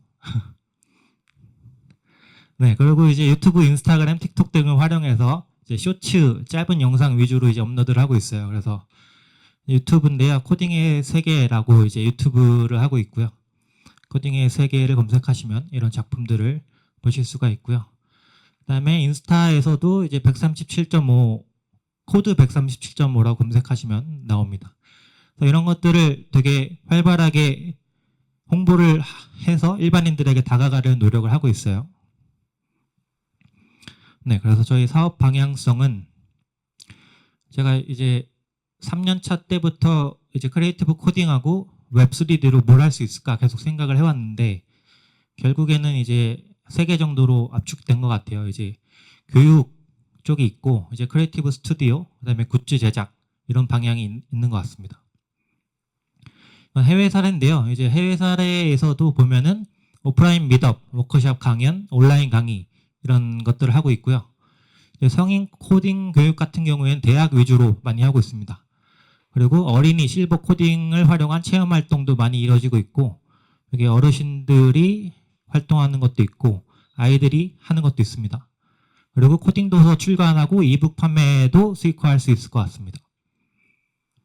크리에이티브 스튜디오인데요. 이건 웹 에이전시 같은 형태인데 기존 일반적인 웹이 아니라 3D 웹을 만든다거나 아니면 좀 더 인터랙티브한 웹을 만든다거나 할 수가 있고 그다음에 오프라인 전시도 이제 기업들과 연계해서 할 수 있을 것 같습니다. 이런 식으로 오프라인에서 전시를 한다거나 아니면 굉장히 유명한 팀랩이라고 있고 이런 오프라인에서 이제 인터랙티브 전시 공간을 하는 거를 할 수 있을 것 같습니다. 그래서 유명 작가와의 협업도 진행을 하면 좋을 것 같은데 DCB 랩하고 같이 하면 좋겠네요. 네, 그래서 이런 크리에이티브 스튜디오 같은 방향도 있고요. 그다음에 이제 제품 제작 쪽인데 코딩을 활용한 제품, 서비스, 굿즈 제작 분야입니다. 이제 디지털 콘텐츠로 만들어서 POD라고 하죠. 프린팅 온 디맨드. 그러니까 하나하나씩 커스텀하게 제작하는 형태고요. 이것 외에도 이제 인터랙티브 아트 제작, NFT 제작, 그다음에 인테리어 작품 제작 이런 것들을 할 수 있을 것 같습니다. 그래서 너네들이 뭘 했냐라고 하시면은 이제 저희 진행 상황을 간단하게 설명드리겠습니다. 일단은 교육 쪽인데요. 이제 오프라인 모임을 이제 모두연구소에서 2017년부터 계속 진행을 해오고 있고요. 그다음에 실제로 온라인 강의를 제가 만들어서 유데미랑 인프런에 올려서 지금 판매가 되고 있습니다. 많은 분들이 좋아해 주셔가지고 별점이 5점을 계속 유지를 하고 있어요. 그리고 지금 크리에이티브 코딩 관련된 강의도 지금 제작 중에 있습니다. 전시회도 9번 정도 했었는데요. 2017년에 했던 전시회를 포함해서 뭐 아트센터 나비에서도 했었고, 캐나다 밴쿠버에서 이제 딥러닝 개인을 활용해서 이미지 제작했던 전시도 했었고요. 작년에 아트코리아 랩에서도 작품을 제작해서 전시까지 했었습니다. 그다음에 작품, 굿즈, 제품 제작 쪽인데요. 이 왼쪽을 보시면 예전에 제가 사업을 했던 분야인데, 이제 사람 이미지를 넣으면은 이제 코드로 이런 식으로 한 줄 긋기라고 하죠. 어떤 한 줄 긋는 어떤 알고리즘이 나오게 되고, 이거를 실제로 까만 실로 이렇게 만들 수가 있어요. 그래서 이미지만 넣으면은 이런 실물 인테리어 작품을 제작하는 것을 했었고요. 그다음에 이제 디지털 컨텐츠를 이제 티셔츠나 뭐 텀블러나 이런 쪽에서 파는 것도 이제 인스타에서 실험을 해보고 있습니다. 그 외에도 이제 3D 웹이기 때문에 3D로 이제 시뮬레이션을 돌릴 수가 있어요. 이렇게 실제로 서 있는 바람에 흔들리는 모빌도 제작을 했었고요. 그다음에 NFT까지 제작을 했었습니다. 네, 넥스트 스텝인데요. 아까 보셨던 거가 이제 좀 한계가 있었는데, 이제 저희는 다양한 센서나 데이터를 활용해서 작업을 하고 싶고, 이제는 아웃풋도 다양한 분야에서 진행을 하려고 합니다. 또 터치 디자이너나 오픈 프레임워크스 같은 이제 툴 활용해서 좀 더 쉽고 빠르게 이런 그래픽을 만들 수 있을 것 같습니다. 그 방법은 아까 말했듯이 이제 커뮤니티 온라인 오프라인을 계속 키우는 방법이라고 생각을 하고 있어요. 그래서 오프라인 모임이나 카카오톡, 그다음에 블로그, 유튜브도 이제 산하고나 긱불 같은 형태로 메이커 형태로 가려고 하고 있고요. 이제 인스타그램, 틱톡 같은 거에서도 계속 홍보를 해서 일반인들에게 다가가려고 하고 있습니다.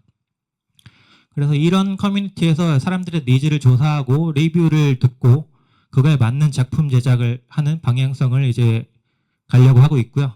결국에 사업화는 이제 오프라인 모임, 온라인 교육, 도서 집필, 교육 쪽이고요. 크리에이티브 스튜디오, 전시회 쪽이 있고, 작가 유아법까지 있고요. 그다음에 굿즈 제작, 제품 서비스 제작까지 네, 염두에 두고 연구를 하고 있습니다.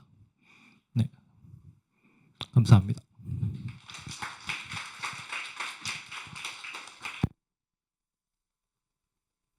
네, 감사합니다, 대주님. 네, 이쪽에 앉아주시면 되고요. 네, 여러분 잘 들으셨나요? 어떠셨나요?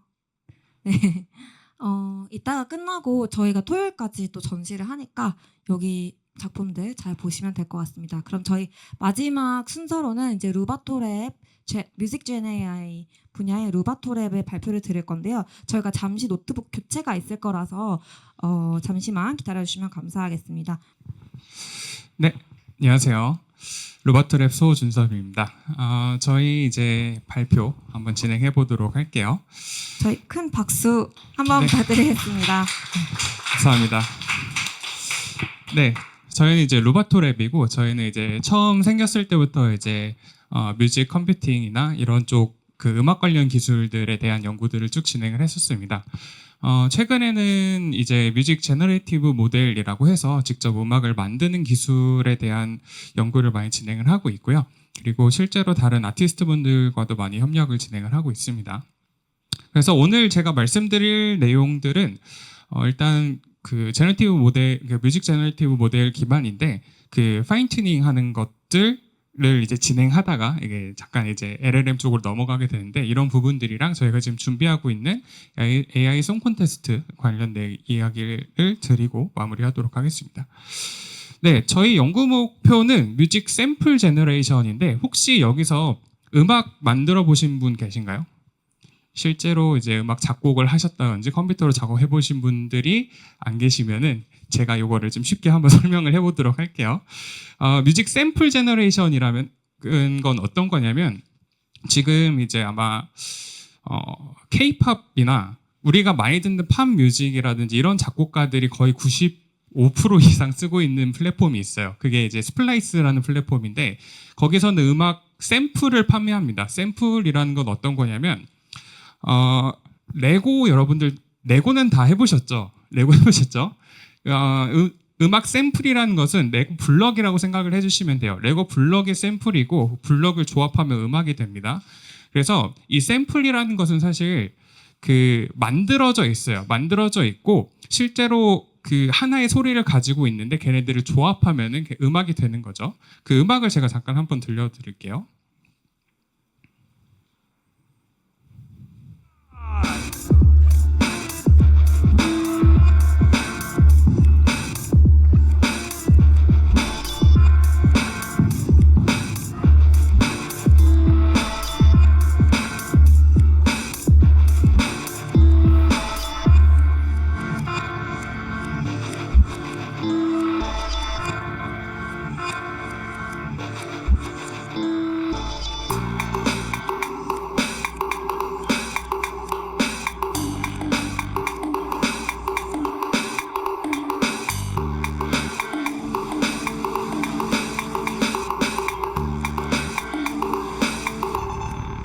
네, 이렇게 되어 있죠. 지금 저기 보이는 패드 16개에는 소리 샘플들 16개가 들어가 있어요. 그거를 조합해서 연주를 하면은 음악이 되는 거죠. 그래서 실제로 이분과도 저희가 예전에 음악 샘플로 이제 음악 만드는 프로젝트를 진행을 했었었는데 저 샘플이라는 것을 잘 조합하면 저게 예쁜 음악을 만들 수가 있습니다. 근데 이 샘플의 단점이 뭐냐면 여러분들 레고 블록 찾을 때 어려웠던 게 뭐냐면 저는 4개짜리 블록이 필요한데 이게 2개짜리가 안 보이는 경우가 있어요. 그런 경우를 인공지능을 해결해 보겠다라고 하는 게 지금 루바토랩의 목표입니다. 그래서 이걸 어떻게 하면 좋을까라고 시작을 해서 뮤직 제너레이션을 하는 모델들이 있어요. 그 모델들을 이제 파인 튜닝이라는 미세 조정을 통해서 한번 만들어 보자라고 이제 접근을 했었는데 요런 것들이 가능한 게 이제 뮤직젠이라는 페이스북에서 나왔던 모델과 그 스테이블리티 AI에서 나왔던 스테이블 오디오가 최근에 오픈 모델을 공개를 해서 그 모델을 가져와서 이제 우리가 파인 튜닝 하면은 우리가 원하는 동작을 시킬 수 있도록 모델을 바꿀 수 있겠다 싶었습니다. 그래서 시작을 했고 요거를 이제 같이 하기 위해서 굉장히 많은 스터디를 진행했습니다. 근데 당연히 음악 하려면은 이게 음악을 하려면 이제 가장 먼저 부딪히는 게 신호 처리부터 해야 됩니다. 신호 처리하고 이제 그 뮤직젠 모델도 하고 그 이제 트랜스포머로 이제 오디오, 텍스트, 어텐션 구현하는 뭐 클랩 모델도 공부하고 이런 모델을 기반으로 공부한 다음에 파인 튜닝을 진행할 수가 있었죠. 그래서 그 파인 튜닝을 시도를 해보긴 했는데 이게 이제 아쉽게도 좀 제한적으로 공개가 되어 있어요. 그러니까 우리가 필요한 거는 거의 4K 형식의 이제 영상인데 여기서 만들 수 있는 거는 HD급 영상이라든지 이런 정도이기 때문에 실제로 우리가 이 모델을 써서 상용 모델까지 만들어 보려면은 데이터 수집이라든지 GPU라든지 이런 비용들이 사실 조금 많이 들 것 같아서 그러면 이제 우리가 판단을 내려야 되는 시간이었죠. 이걸로 일단 아이디어를 가지고서 음악을 만들 수 있는지를 봐야 되는데 모델을 먼저 튜닝하는 게 맞나라고 해서 일단 완전체 모델을 한번 이용해가지고 우리 아이디어를 한번 실험을 해보자라고 접근했습니다. 그래서 여기 위쪽에서 얻었던 교훈은 어떤 거냐면 생각보다 샘플이 되게 만들기 간단할 것 같은데 간단하지가 않아요. 왜 그러냐면 이 모델들은 원래 있는 원곡들을 다 학습을 해서 만들기 때문에 원곡을 만들어내는 모델들이고 얘네들 파인 튜닝을 한다고 해서도 샘플을 만들어낼 때 항상 다른 소리가 섞여 들어가는 문제점이 좀 있었습니다. 그래서 그런 부분들을 좀 해결하기 위해서 시도를 했었는데 아직까지는 조금 섞여 있는 그런 부분들이 있다라고 봐주시면 좋을 것 같고요. 그래서 이제 완전체 모델을 이용해서 한번 해보자라고 하면은 결국 이제 우리가 상용으로 쓰는 이런 스노우 AI라든지 UDO라는 녀석들이 있습니다.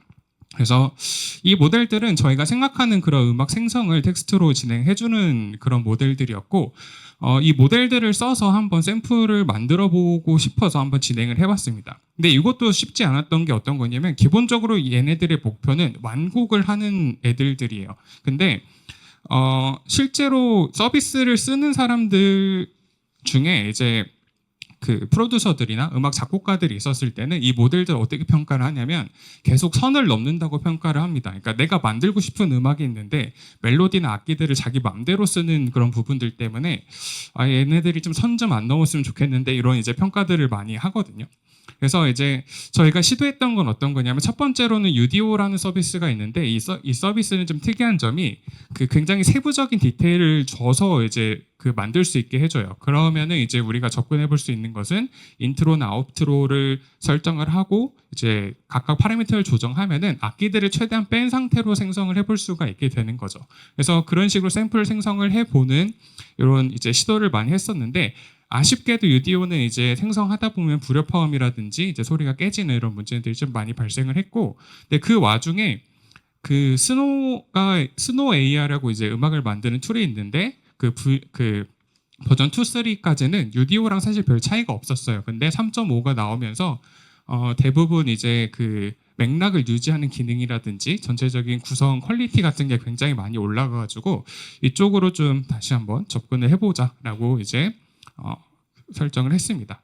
그래서 저희가 이제 해보고 싶었던 건 이런 거죠. 어쨌든 여기서 좋은 소리를 만들면 우리가 걔네들을 뽑아서 쓸 수가 있는데 그럼 그 좋은 소리를 어떻게 만들어 볼 거냐라고 접근을 했었습니다. 그래서 기본적으로 얘네들이 이제 보컬이 들어가게 되면은 사실 보컬의 퀄리티가 조금 떨어지는 편이에요. 그래서 보컬을 제외한 방법으로 어떻게 이제 음악을 만들어낼지를 접근을 먼저 했고, 기본적으로 얘네들은 인스트루멘탈 옵션을 주면은 보컬 없이 곡을 만들어줍니다. 그럼 거기서 이제 문제가 발생하는데 인스트루멘탈 옵션을 주게 되면은 얘네들이 그 가사 파트를 아예 지워버리고 그 스타일만 이제 입력할 수 있도록 제공을 해주는데 그 스타일만 제공해줬을 때는 저희가 컨트롤할 수 있는 부분이 굉장히 많이 줄어들게 됩니다.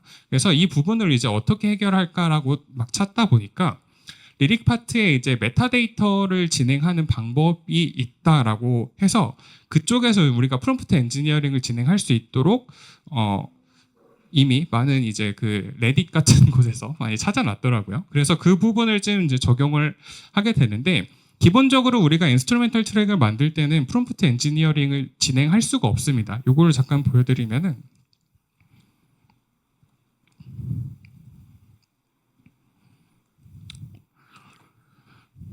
이렇게 되어 있는 녀석들인데 여기 크리에이트 할 때 인스트루멘탈 이 커스텀을 누르고 인스트루멘탈을 딱 눌러버리면은 이 리릭 파트가 사라져 버려요. 그러면 저희가 곡에 대한 정보들을 이 스타일 파트에만 입력을 할 수밖에 없는데 그러면은 생각보다 곡 퀄리티가 굉장히 떨어집니다. 왜냐하면 저 스타일 파트는 음악의 장르가 들어가야 되는 파트인데 장르 두세 개가 섞여버리면은 굉장히 이상한 음악이 나와버려요. 그래서 우리가 이제 얘네들 퀄리티 좋게 만들기 위해서는 가사 파트에 텍스트를 치면 그게 가사로 만들어지게 되는데 저 대괄호를 이용해서 이제 메타 태그라는 녀석을 넣게 되면은 그 퀄리티가 굉장히 좋은 부분들 그리고 우리가 여기는 빌드업이 되고 어디는 하이라이트가 되고 이런 부분들을 좀 지정할 수 있는 부분들이 있어요. 그래서 그 가사 파트의 메타 태그를 이용해서 디테일을 조정을 했고 이런 것들로 이제 생각보다 이제 퀄리티가 괜찮다라는 것을 좀 체크를 했었습니다. 그래서 우리가 이제 스터디를 진행을 하면서 이런 부분들에 대한 그 정보들이나 이런 것들을 이제 문서화를 하는 작업을 진행을 하려고 하고 있습니다. 그래서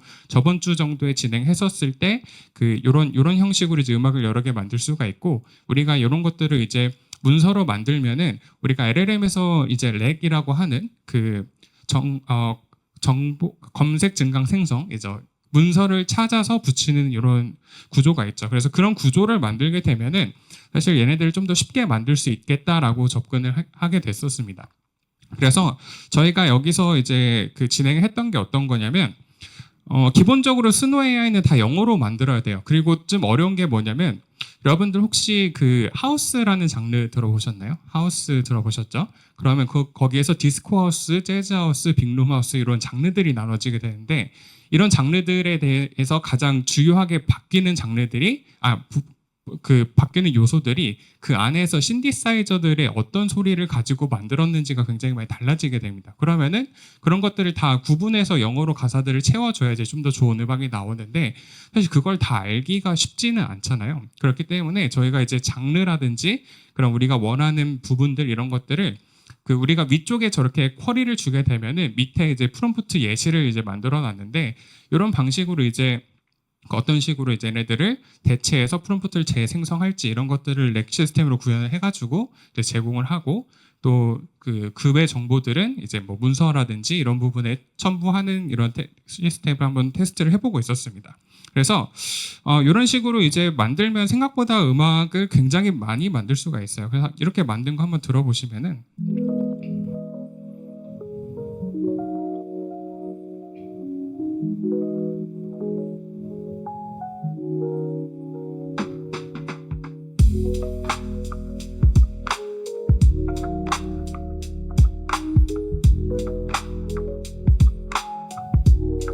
이렇게 시작하는 거랑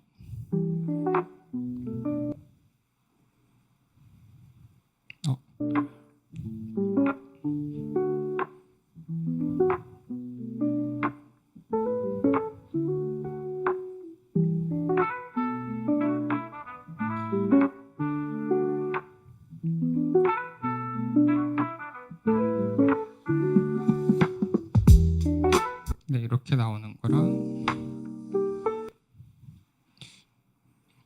네, 인터넷 때문에 조금 끊기네요.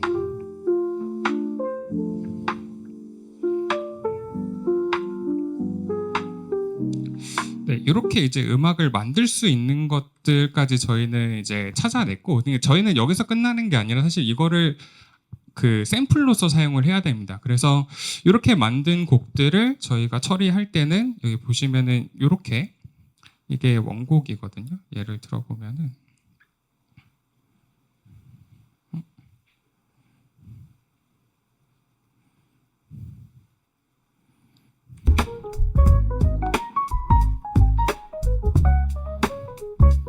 요거를 이제 저희가 음원 분리를 하게 되면은 이렇게 베이스만 따거나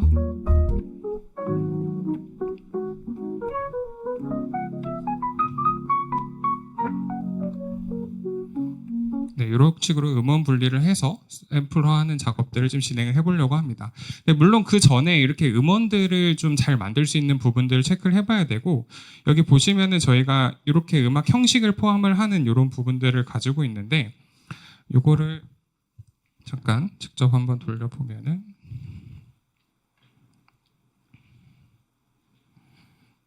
네, 이런 식으로 제가 이제 출력 예시나 이런 것들을 줬을 때 여기 인트로나 벌스 같은 부분들이 포함이 됐었을 때 얘네들이 확실하게 그 앞에 인트로 부분 파트를 만들어 준다든지 해당 부분들을 좀 컨트롤할 수 있는 부분들이 있기 때문에 훨씬 더 저희가 원하는 형식으로 걔네들 좀 컨트롤할 수 있다라는 부분까지는 일단 진행을 한 상황입니다.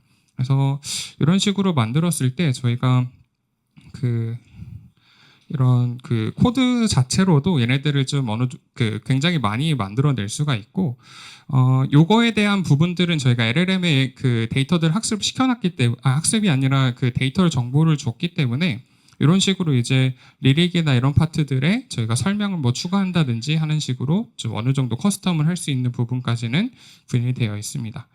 그래서 이렇게 이제 만드는 파트들까지 저희가 일단 진행을 했던 부분들이고요. 요거를 저희가 이제 결국 쓰고 싶은 건 어떤 거냐면 결국 음악을 만드는 사람들한테 제공을 하려고 합니다. 그러니까 그 대부분의 프로듀서들이 어떤 걸 하고 있냐면 레고 블록 찾는 걸 하루 종일 하고 있어요. 그러니까 자기가 원하는 샘플이 없기 때문에 그 샘플들을 내 마음에 들게끔 바꾸거나 아니면 그거를 이제 새로 찾아야 되는데 대부분 그 작업에 이제 머물러 있는 거죠. 그러면은 이런 작업들이 이제 가능하게 된다면 우리가 원하는 샘플들이 이런 것들을 우리 생성을 어느 정도 해낸 다음에 걔네들을 변형해가지고 사용을 한다든지 이런 방식으로 적용을 할 수 있는 부분들을 좀 찾아보겠다라는 거고, 여기에 이제 MMS가 뮤직 소스 세퍼레이션이거든요.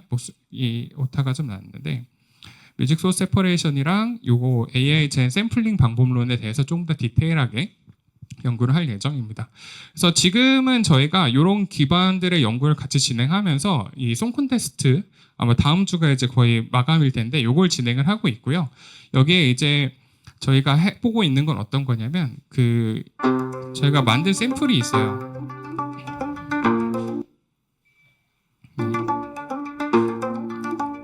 그래서 이 샘플을 활용해가지고 음원을 만드는 이런 부분들을 진행하고 있습니다. 네, 이런 국악 스타일의 샘플들이고 이건 래번 분들께서 만들어 주신 건데 한 번씩 들어보도록 할게요. Don't you know that I won't be more than just a friend? Holding hands is fine.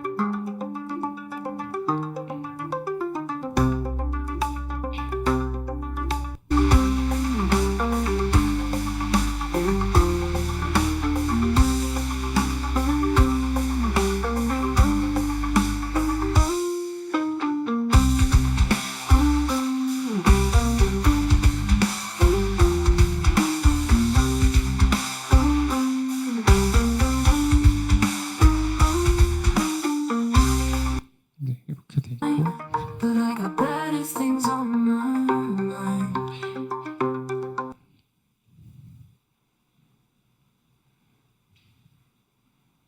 Be more than just a friend. Holding hands is fine, but I got better things on my mind. You know it could happen if you only see me in a different light. 네, 이런 느낌도 있고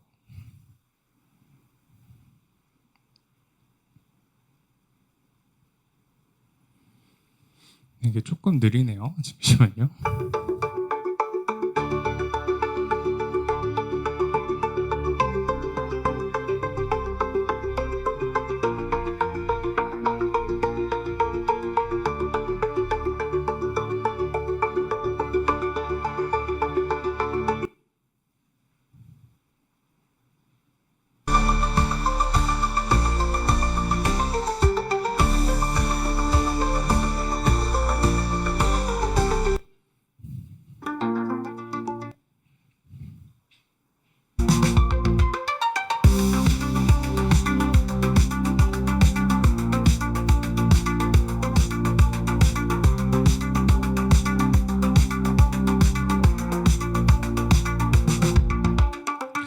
네, 약간 이런 식으로 되어 있죠. 그래서 샘플을 주고 만들게 되면은 저희가 이제 조금 해결되는 게 뭐 음정이라든지 키라든지 이런 것들이 좀 해결이 되기 때문에 얘네들 마찬가지로 세퍼레이션해서 사용하게 되면은 조금 수월하게 샘플로 사용할 수 있는 부분들도 있습니다.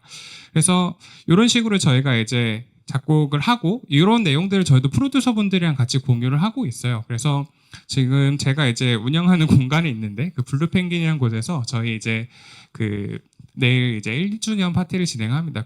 그 안에 오시면 아티스트 분들이랑 저희가 작업했던 분들이 많이 오시기 때문에 가서 이제 디제잉을 하시는 분들이랑 프로듀싱 하시는 분들이랑 같이 교류를 해볼 수도 있고 이런 내용들을 이제 많이 얘기할 예정입니다. 그래서 한번 확인해 주시면 좋을 것 같고요. 저는 여기까지 발표를 하도록 하겠습니다. 감사합니다. 발표는 여기까지 들어봤는데요. 저희 그러면 이제 패널톡을 좀 시작을 하려고 합니다. 오늘 특별히 비즈니스 멘토분을 또 섭외를 했다고 말씀을 드렸는데요.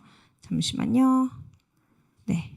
제가 노트북을 바꿔서 약간 지연이 있는 점 양해 부탁드립니다.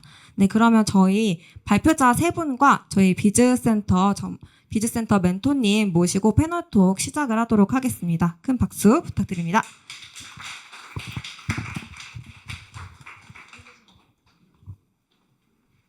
아까 말씀드린 그 순서대로 앉아주세요. 네. 저희가 패널톡이 끝나면 또 청중 분들 중에서도 분명히 질문이 있는 분들도 계실 것 같아요. 또 질문을 받을 예정이니 참고 부탁드립니다. 네. 그러면 저희 패널톡을 시작하기 전에 오늘의 멘토님을 좀 소개를 드리도록 할게요. 사업 기획과 검증을 주 업무로 하시는 비즈니스 내러티브 대표님이시고요. 네, 아트코리아의 비즈센터에서 초기 사업 모델링과 정부 지원 사업 멘토를 주로 담당하시는 이진영님이십니다. 박수 부탁드립니다. 네, 그러면은 저희 진행을 어떻게 할 거냐면요. 멘토님이 오늘 발표 3가지를 들어보셨는데요. 들어보시면서 이제 비즈니스 관점에서 어떤 코멘트들 좀 해주시면은 도움이 될 것 같습니다. 저희가 11월에 결과 공유회 때 또 최종 결과 발표가 있을 예정이거든요. 그 전에 좀 더 디벨롭을 하실 수 있도록 피드백 부탁드리고, 또 랩장님들도 이제 준비를 오늘 발표 준비하시면서 분명히 고민이 또 있으실 것 같아요. 그래서 그런 것도 네, 허심탄회하게 공유를 해주시면 저희 청중분들도 추후에 질문하시기에 도움이 될 것 같고, 네, 멘토님도 더 피드백 주시기에 수월할 것 같습니다. 네. 제가 아트코리아 랩의 비즈 센터에서 이제 예술 창업가들 주로 이제 멘토링을 하고 있습니다. 이 자리에 예술 창업 아트코리아 랩을 통해서 모집이 돼가지고 이제 예술가들을 데려왔으면 얼마나 좋았을까 그런 생각이 너무 많이 들고요. 그리고 세 분의 발표 너무 잘 들었고 또 그 전에 뭐 미리 자료도 좀 봤었고요. 그러면서 저는 비즈니스 개발자로서 모든 분들에게 항상 반복적으로 말씀드리는 게 비즈니스 개발, 그러니까 비즈니스 모델링의 바이블이 있잖아요. 우리가 다 알고 있는 9블럭. 비즈니스 9블럭의 기초에서 체크리스트를 다 이렇게 통과하지 않고 비즈니스 모델을 완성을 했다라고 생각하면은 안 된다라고 항상 말씀드리거든요. 그런데 보통 비즈니스 9블럭 얘기할 때 뭐 타겟 고객과 가치가 딱 성립이 되면 그게 이제 비즈니스 모델의 시작이다라고 말을 하지만 제 경험상 핵심 역량이 제일 중요하더라고요. 핵심 역량과 핵심 네트워크 거기서부터 시작을 해야 되더라고요. 왜냐하면 우리 여기 새 대표님도 그러니까 랩장님도 계시지만 핵심 역량, 개발 역량 아주 뛰어나시고 아티스트들하고 네트워크가 있는 분도 있고 아닌 아직 조금 부족한 부분도 있는 부분도 있고 그렇지만 아티스트들은 엄청나게 크리에이티브해요. 진짜 들고 오는 사업 모델 기획을 한 거 보면 와 너무 행복해. 근데 어떻게 하실 거예요? 그러면 이제부터 찾아야죠. 이렇게 얘기를 하시거든요. 이 둘이 시너지를 내면 얼마나 좋을까 이 생각을 정말 하고 지금 사실 뭐 우리 한 대표님 뭐 그다음 조 대표님께 내가 그 아티스트 연결해줘야겠다 이런 생각까지 드는 경우도 있어요. 지금 너무 그래서, 좋아하실 것 같아요. 네. 찾고 계십니다. 네네. 그런데 여기는 AI, IT 꾼들 모이셨잖아요. 근데 사실 아티스트들은 상처가 많아요. 우리 AI 팀들 때문에. 근데 왜냐하면 예술 창업가들의 목표는요 브랜딩이에요. 사실은 모두가 다 동일하게 얘기합니다. 나의 창작물과 나에 대한 브랜딩이 목숨같이 중요하게 여기시는 분들이에요. 섬세하시고 반면에 우리 IT 기반이신 분들은 혁신과 해결, 구현 이런 거잖아요. 그렇기 때문에 이 둘이 만났을 때 어떠한 일이 벌어졌냐면 내가 기여자가 돼버린다고 생각을 해요. 창조자가 아니라 기여자가 됐다고 생각을 해서 상처를 너무 많이 받고 또 기술에게 져서 아티스트가 아닌데 아티스트 레벨로 거대 자본을 가지고 이제 올라가 있는 거에 상처를 많이 받으셔서 막 낙심을 하시거든요. 근데 그게 좀 상쇄가 되려면 우리 대표님들과 여기 계신 모두의 연구소에 오시는 많은 개발자들과 정말 콜라보가 잘 돼야 되는데 그걸 그냥 자연스럽게 시장에서 내버려 두면 누가 제일 아프냐면 아티스트들이 제일 아파요. 왜냐면 그 쉬운 홈페이지도 만들다가 사기당하거든요. 아티스트들은. 그러니까 얼마나 몇 천만 원 예산 받거나 몇 억 예산 받아도 구현이 안 되는 채로 다시 제로 베이스로 시작하면서 이제 괴로워하시는 분들이 많으니까 제가 왜 이런 얘기를 구체적으로 하냐면은 사업 모델은 핵심 역량과 그다음 네트워크잖아요. 근데 이미 시장에 플레이어가 없지 않아요. 세상에 내가 최초예요. 내가 최고예요. 그렇게 말하는 창업자가 있으면 전 무조건 걸릅니다. 그건 당신 생각이시고 이렇게 말해요. 왜냐하면 지구상에 누군가는 그거 생각하고 있고요. 이미 누가 하고 있어요. 내가 못 찾았을 뿐이지. 찾으면 또 있어요. 근데 있다고 안 하나요? 해야죠. 해야 되기 때문에 어떻게 해야 되는 게 중요하고 비즈니스 모델에서 제일 중요한 건 뾰족하게 가야 돼요. 뾰족하게 뚫어낼 수 있는 힘을 만들어야 되고 빠른 실행력, 빠른 테스트, 그다음 빠른 확인. 그런 다음에 그 지표를 가지고 투자자들을 이렇게 내밀어야 되죠. 정부 지원 사업도 마찬가지고요. 정부 지원 사업은 또 다른 맥락이기도 합니다. 그거는 좀 너무 말이 길어져서 TMI 될 것 같아서요. 그래서 네. 각 네, 대표님께 한번 질문을 드려보고 싶어요. 네. 조 대표님, 오늘 발표 자료가 꽤 길었어요. 거기서 딱 한 장만 네. 한 장만 내가 건질 수 있다면 어느 장표를 건지고 싶으세요? 장표 발표 페이지 네. 중에요. 저는 건질 수 있다면 저의 연구 노력이 담겨져 있는 그 디코딩하는 그 동영상 있잖아요. 그게 제일 뚜렷한 것 같습니다. 그러면 우리 랩은 뭐가 무기예요? 저희의 랩의 무기는 인공지능이 굉장히 잘 알고 구현할 수 있는 게 굉장히 장점이라고 생각을 합니다. 대부분 다 인공지능 개발자 분들이 계셔서 네, 그것이 장점이라고 생각합니다. 저희 남편도 AI 개발자거든요. 나름 S급이에요. 풀스택 개발자. 맨날 제가 막 이런저런 얘기하면 안 되는 건 없습니다. 돈과 사람과 시간만 있으면 됩니다. 딱 이렇게 얘기하거든요. 근데 시장에 이미 플레이어가 있잖아요, 대표님. 죄송해요. 제가 대표님 입에 뵈서 그냥 편하게 대표님이라 할게요. 대표님, 대표라고 생각하시고 정말 진지하게 들으셔야 돼요. 그러면 7월인가 뉴스 나온 어제 진짜 키 플레이어가 있잖아요. 지금 한국 시장에 그 비가시성 콧 뭐죠? 레이블 다는 거, 워터마크 되는 거. 네. 지금 계속 제가 사실 키워드로 받았던 건 그거였고 자료를 오늘 아침에 봤을 때도 그거에 대해서 좀 강조하는 마지막 페이지를 봐서 그렇다면 그것과 아트와 연관돼서 비즈니스 모델링을 내가 개발을 해야 되잖아요. 그래야지 어떻게 돈을 벌어낼 거고 그걸 위해서 타겟 고객을 어떻게 설정해서 그들의 가려운 부분이 무엇인지를 파악해서 가치를 제공하고 막 이런 것들이 설계가 되잖아요. 비즈니스 모델링에서 그 기존 플레이어랑 대표님의 그 사업 모델이랑 어떻다고 생각하시는지 혹시 생각해 보신 적 있어요? 비교해 보신 적 있으세요? 일단 궁금한 점이 기존 플레이어에 대한 기존 그 정의가 어떤 걸까요? 제가 말씀드리는 거는 대표님의 그 우리 랩의 전체적인 역량이 아니라 미는 키 기술. 키 기술 말고 질문해 주신 건 그 경쟁자를 언급을 네. 하신 거죠. 경쟁자라고 볼 수도 있고 이미 있는 플레이어. 이미 있는 플랫폼이나 경쟁자에 대비 너의 장점은 무엇이냐? 네. 라는 그랬을 질문. 때 시장을 어떻게 뾰족하게 뚫고 들어갈 모델을 설계할 것이며 제일 먼저 누굴 찾아갈 것이며 제일 먼저 뭘 한번 시도해 볼 것인가라는 게 저의 질문이에요. 굉장히 일단 복합적인 질문인데요.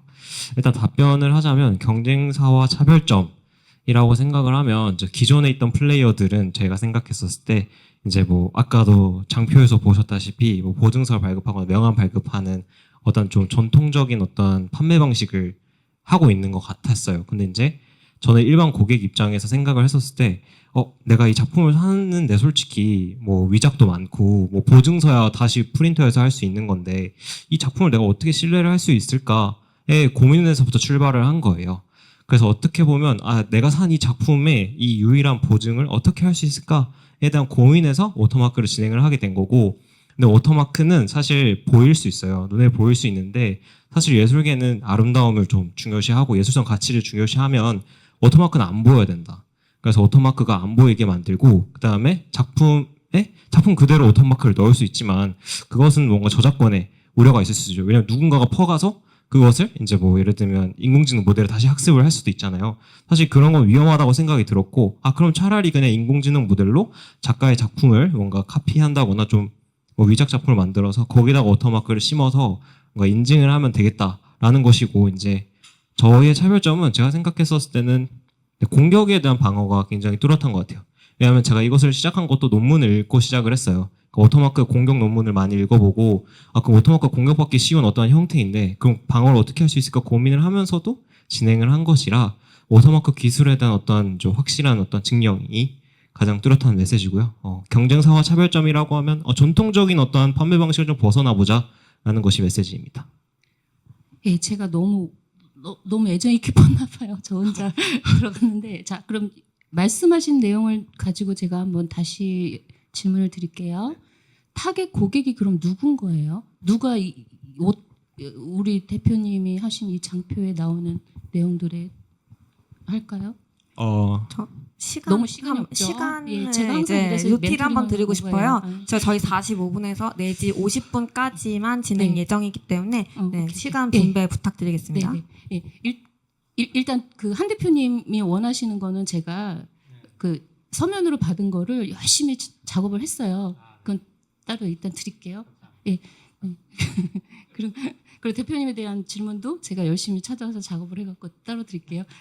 왜냐하면 한 대표님 이게 여쭤볼게요. 제가 실질적으로 액션 페인팅이랑 이런 크리에이티브 코드를 기반으로 한 어떤 비주얼라이제이션 한 어떤 그런 걸로 이제 키즈 카페를 기획을 했었어요. 어떤 사업자랑 그 사업자가 이제 사업 기획해달라 그래가지고 그래서 이제 보여주셨던 그 적용 파트에 비즈니스 모델이 너무나 명확하게 잘 나와요. 사실 많죠. 비즈니스 모델을 만들려면. 그런데 이제 대표님이 뾰족하게 내가 또 뭔가를 하려고 한다면 사실은 아티스트가 왔으면 조금 속상했을 거는 같아요. 어떻게 보면 왜냐하면 아티스트들이 갖는 자존심이라는 것이 건드려질 수 있는 영역이거든요. 이 부분은. 그래서 비즈니스 모델 차원에서 생각을 하셨을 때 대표님이 지금 일단은 열심히 이제 연구 개발하시고 교육하시고 그래서 나의 비즈니스 모델은 교육이다. 교육 서비스다. 그럼 그 교육 서비스를 담아낼 수 있는 시스템이나 서비스 프로그램을 구성하는 사업 기획이 좀 돼야 될 것 같아요. 네. 그런 부분, 그러니까 나의 비즈니스 모델에 대한 구체적인 이제 나인블. 그래서 아트코리아의 비즈 센터에 꼭 멘토링을 신청을 하세요. 제가 진짜 1시간 만나지만 한 2, 3일은 고생하고 그 자리에 가거든요. 그러니까 꼭 신청하세요. 제가 아티스트 연결해 드릴게요. 그리고 우리 대표님, 그 소 대표님 을 만나 뵈려고 제가 되게 기대하고 왔었어요. 사실은 왜냐하면 저희 그 아트 코리아 랩에 오시는 미디어 아티스트들 중에 디제잉이랑 같이 붙이면 진짜 재밌는 거 많이 나오겠는 분들 진짜 많거든요. 근데 이제 어떻게 보면은 대표님은 음원을 분리해서, 그러니까 AI로 만들어진 사운드에서 음원을 분리해서 다시 재가공을 해서 그걸로 또 디제잉에 적용을 하고, 맞죠? 첫 번째로 음원을 만드는 게 네, 목적이죠. 음원부터 만드는 거에서부터, 그렇죠?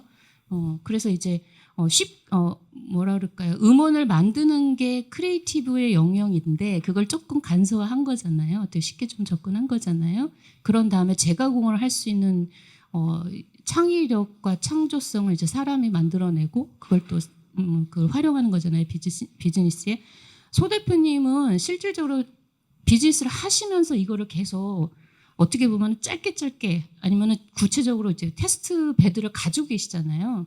그래서 제일 어떻게 보면은 실질적일 거라고 생각이 들고, 어디서 포텐이 탁 터질지는 아티스트 여러 명을 막 계속 데리고 다니면서 이렇게 미팅을 연결해 드리면 포텐이 참 많이 터질 것들이 정말 많이 있어 보여요.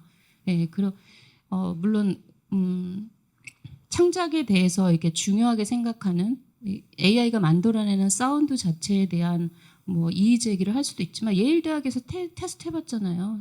어느 사운드, 예일 대학이 아니구나. 제가 죄송해요, 말이 좀 많아서 그 되게 유명한 미국의 아티스트 음악 그 AI가 만들어가지고 가짜로 올렸다 난리 난 적 있었잖아요. 제가 정확하게 이름이 생각이 안 나는데 너무너무 좋아가지고 사람들이 와 했는데 결국엔 그게 AI가 만든 거고 그들은 전혀 관여하지 않았다는 것 때문에 얼른 내리는 상황이 벌어졌던 거를 제가 여기 오기 전에 이렇게 봤는데, 뭐 AI가 만들어낸 것의 퀄리티가 나쁘다고는 말을 못하죠. 근데 거기에는 자존심, 우리 인간의 자존심이 들어가기 때문에 문제인데 그 이후에 후가공을 하고 거기에 이제 우리 인간의 능력치가 발휘가 되고 그거를 또 우리 서로가 다 즐겁게 하면 왜냐하면 소 대표님이 저한테 질문이 뭐냐면 좋은 음악이란 뭐라고 생각하느냐가 저에게 질문이었어요. 너무 철학적인 질문이어가지고 그래가지고 제가 AI 꾼들은 좋은 음악이라는 걸 어떻게 정의하지? 그거부터 해외 사이트를 막 돌아다니면서 봤거든요. 밤새도록. 그러면서 사이트를 찾았어요. AI 전문가들이 모여서 Welcome to AI Art 뭐 이렇게 그 World 이러면서 이렇게 쓴 음원과 관련된 것에 대한 디스커션이 쫙 있는 사이트를 보고 그걸 밤새 읽으면서 내가 여기에 동의할 수 있는가? 반론을 제기할 수 있는가? 이런 거를 모두의 연구소랑 같이 얘기해보고 싶다. 그런 생각이 했었는데 그 사이트 제가 해드리고 저랑 좀 얘기 좀 더 하시면 좋겠어요. 알겠습니다. 네, 세 분 다 비즈센터에서 꼭 상담 신청을 하시는 걸로. 네. 그리고 우리 제가 이제 모두의 연구소가 아트코리아 랩하고 이렇게 콜라보를 하시면서 이렇게 하시는 이거가 너무 다행스러운 게 우리 아티스트들은 기본적으로 되게 가난하고 어렵게 살아요. 진짜로. 우리 개발자님들은 개발자님들하고 비교가 안 될 정도로 너무너무 불쌍하게 살아요. 1년 연봉이 200만 원, 300만 원인 분들도 있고 그게 뭐 이렇게 아트를 사랑해서 하지 그런 게 아니라 붓을 버리는 게 아니라 생명을 꺾어버릴 정도의 위기에 놓여 있는 게 아티스트들이에요. 음악도 그렇고 미술도 그렇고 글도 그렇고 모두. 근데 그런 분들이 모든 범부처적으로 이제 테크 기반, 융합 기반 얘기를 나오면서 정부 지원 사업을 받을 수 있는 기회들이 공모전 외에는 상당히 기회가 없어지고 있거든요. 그러니까 지속 가능한 그러니까 삶을 살 수 있기 위해서 나는 무엇을 해야 되지? 이런 고민을 하고 있어요. 그런데 그분들의 머리에서 나오는 창작물들은 와 여기 테크만 붙으면 엄청나겠다 이런 것들 진짜 많거든요. 그러면 이런 생각이 들어요. 아티스트들을 좀 존중해 주시는 차원으로 대접만 조금만 해주시면 여러분들이 고민하고 있는 사업 모델이요 너무 금방 나올 거예요. 왜냐하면 기획자들이거든요. 다 기획자들이고 저를 소개할 때 비즈니스 내러티브 연구소라 그랬잖아요.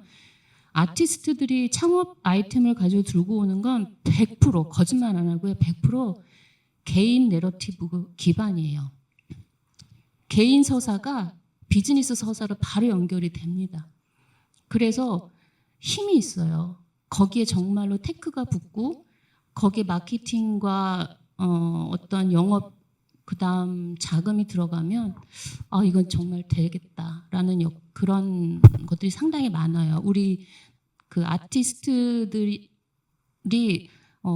좀 통역사가 필요하거든요. 우리 테크 하시는 분들하고 대화를 하려면 여기 헬스케어 AI 하시는 분도 계실 텐데 헬스케어 AI도 마찬가지예요.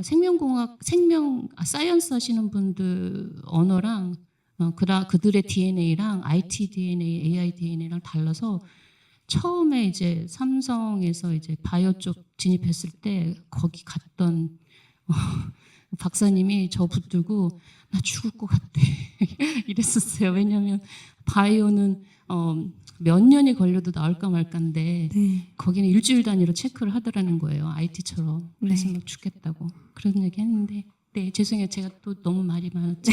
아니요. 그래도 또 사실 모두의 연구소에서는 들어볼 수 없는 그런 이야기를 나눠주셔서 저도 되게 인상 깊었던 것 같아요. 이제 모두의 연구소에서 다양한 랩이 열리고 있다고 앞서 소개를 드린 바 있는데 사실 그 연구가 이제 사업화가 어떻게 될지 또 그 사업이 결국에는 예술가분들이랑 어떻게 연결이 될지 그것도 저도 사실 참 기대가 되기도 하고 잘 연결이 됐으면 좋겠다 하는 지점이 있었거든요. 네. 근데 오늘 또 이렇게 짧지만 그래도 이렇게 코멘트 한 번씩 해주시고 실제 컨설팅 현장에서 어떤 이야기들이 벌어지고 있는지 공유해 주셔서 인사이트가 또 되었던 것 같습니다. 네. 그리고 네. 한 말씀만 더 드려도 될까요? 네. 모두의 연구소에 오셔서 하시는 우리 랩원들, 랩장님들께서 간과하시면 안 되는 게 이거예요. 나의 자기 개발, 그다음 나의 지적 효능감을 확인하는 수준과 비즈니스는 완전 차원이 다릅니다. 진짜 목숨 걸고 가족 목숨들 다 걸고 하는 게 비즈니스거든요. 스타트업이 그래서 창업가는 무조건 대단한 사람들이에요. 창업을 했다는 것 자체가 대단한 겁니다. 그리고 창업은 어떤 거냐면 외발 자전거에 올라타는 겁니다. 이제 페달을 이제 느슨하게 밟는 순간에 고꾸라져서 죽는 거죠. 꼬꼬라 박는 거예요. 그래서 죽을 힘을 다해서 그냥 페달을 밟을 수밖에 없는 게 창업가의 삶입니다. 너무너무 무서워요. 너무 무서워. 겁내지 마세요 소리는 저는 절대 안 합니다. 겁나요. 근데 용기를 내세요. 용기를 낼 수 있는 힘은 팀빌딩입니다. 이렇게 얘기를 하거든요. 혼자 하지 마세요. 팀빌딩이 제일 중요하고요. 팀빌딩이 진짜 중요한 게 그럴싸한 팀빌딩이 아니고요. 만약에 진짜 몇 조짜리 우리가 이제 유니콘이 됐을 때 우리 서로 소송 걸지 않는 사이 그게 정말 좋은 팀빌딩입니다. 그래서 창업가라는 전제 하에 그리고 내가 언젠가는 창업가를 서포트하거나 창업가의 페이스메이커가 된다라는 전제 하에 여기 모두의 연구소에서의 활동을 했으면 좋겠어요. 그런 생각이 많이 들었습니다. 모두의 연구소 사이트 들어와서 쭉 보고 활동하시는 거 영상들 또 보면서 이분들이 잠재적인 창업가들이고 실제로 창업가들 많이 나왔잖아요. 그래서 그런 부분이 좀 꼭 이렇게 말씀드리고 싶었어요. 창업은 스터디도 아니고 자기 개발도 아니다. 라는 거. 많은 분들이 끄덕여 주신 것 같습니다. 그래서 쉽지 않은 길이겠지만 또 모두연 랩 활동을 통해서 좋은 동료분들도 만나시고 또 아트코리아 랩 비즈센터 통해서 또 사업화에 대한 다양한 인사이트 얻으실 수 있었으면 좋겠습니다. 그러면 저희 패널 톡은 여기까지 마치도록 하고요. 청중분들 질문 있으시면 받고 이후에는 네트워킹으로 넘어가겠습니다. 네, 뒤에 루다님. 네, 마이크 이용해 주세요. 안녕하세요. 저는 그 루바토 랩장님한테 궁금한 게 있는데요.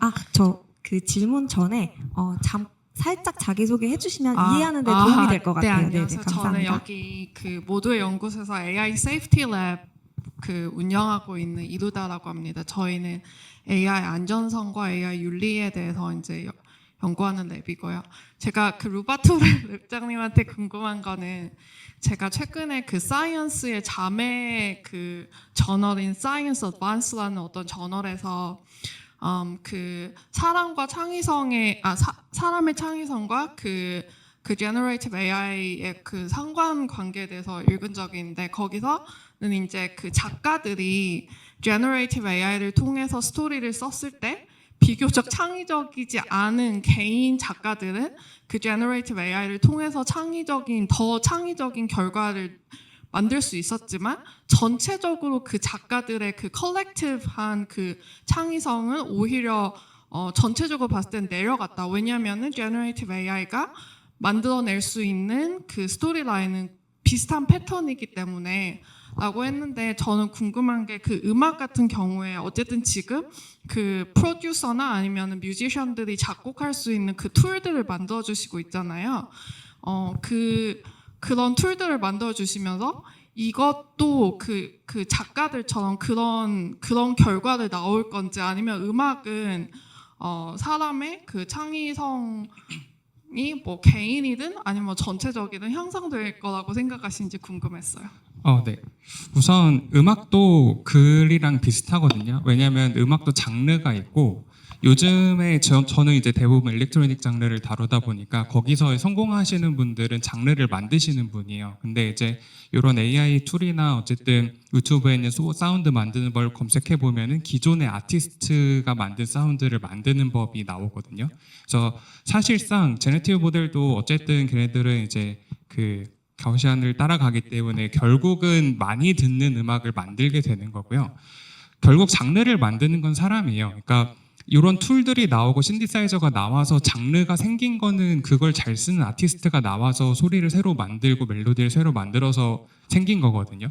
근데 사실 이 제너티브 모델을 써서 그걸 만들 수 있냐라고 하면은 그거는 이제 모델로서는 힘들죠. 왜냐하면 얘는 우리가 잘 아는 빌보드 사운드, 뭐 팝 사운드 이런 걸 잘 만들겠지만 진짜 현대 음악이나 저기 이태원의 머시룸 같은 데 가면 덥스텝 막 짱짱짱짱 거리는 나오거든요. 근데 그런 거를 잘 만들 수 있냐라는 것은 조금 어렵겠죠. 근데 결국 그 장르를 뚫어내는 건 사람이고 얘네들은 결국 그냥 빌보드 같은 그런 팝 음악을 잘 만들 수 있게 도와주는 게 가장 큰 효과라고 생각을 합니다.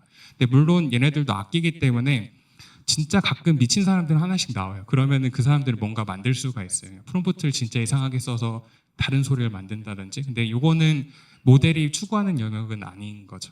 네.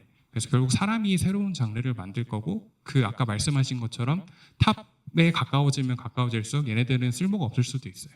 네. 너무 흥미로운 답변 감사합니다. 답변이 되셨나요, 유라님? 네. 또 질문 있으신 분? 네. 마이크 써주세요. 아, 네. 저 성함을 잘 몰라서 그 멘토님한테 질문 드리고 싶은 게 하나 있는데 혹시 아트를 뭐라고 생각하시는지가 조금 궁금하고요.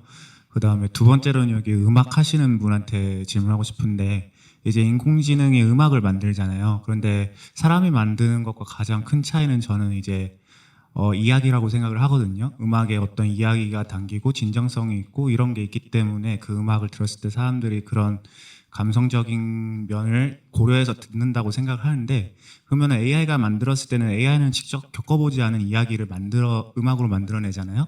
그러면은 여기에서 사람들이 이 음악을 듣고 뭐 속았다든지 뭐 이럴 수도 있을 것 같기는 한데 만약에 그러면은 인공지능이 그런 이야기를 어떻게 진정성 있게 사람한테 음악으로 전달을 할 수 있을지 뭐 이런 쪽에 대해 생각을 해보셨는지 조금 궁금해요. 첫 번째 질문부터 먼저 다루고 자기소개 잠깐만 해주시겠어요? iOS 개발자이시죠? 저는 이제 곧 iOS 개발을 하고 있었는데 이제 곧 취업해가지고 일을 하는데 평소에 이제 저는 애플 스토어에 그 매달 아티스트 세션이 열려요. 그래서 거기 가서 아트를 맨날 많이 접했거든요. 그래서 유명한 아티스트 분들 또 유명이라기보다는 좀 자기만의 색깔, 이야기를 전달하시는 아티스트 분들의 작품을 좀 많이 봐왔거든요. 그래서 약간 좀 아트를 많이 좋아하는 사람입니다. 감사합니다. 아트 하면 모든 걸 다 포괄하는 그 아트를 말씀하신 거죠? 물어보시는 질문은. 네, 제가 예술가들을 정말 많이 만나보기 전에 저에게 아트는 저의 취향이었어요. 기준이. 그러니까 그 정의를 내린다면 그냥 나의 취향, 근데 아티스트들을 많이 만나보고 그들과 공감을 하고 같이 감정을 교류하면서 제가 다시 재정의한 저에게 개인적인 아트는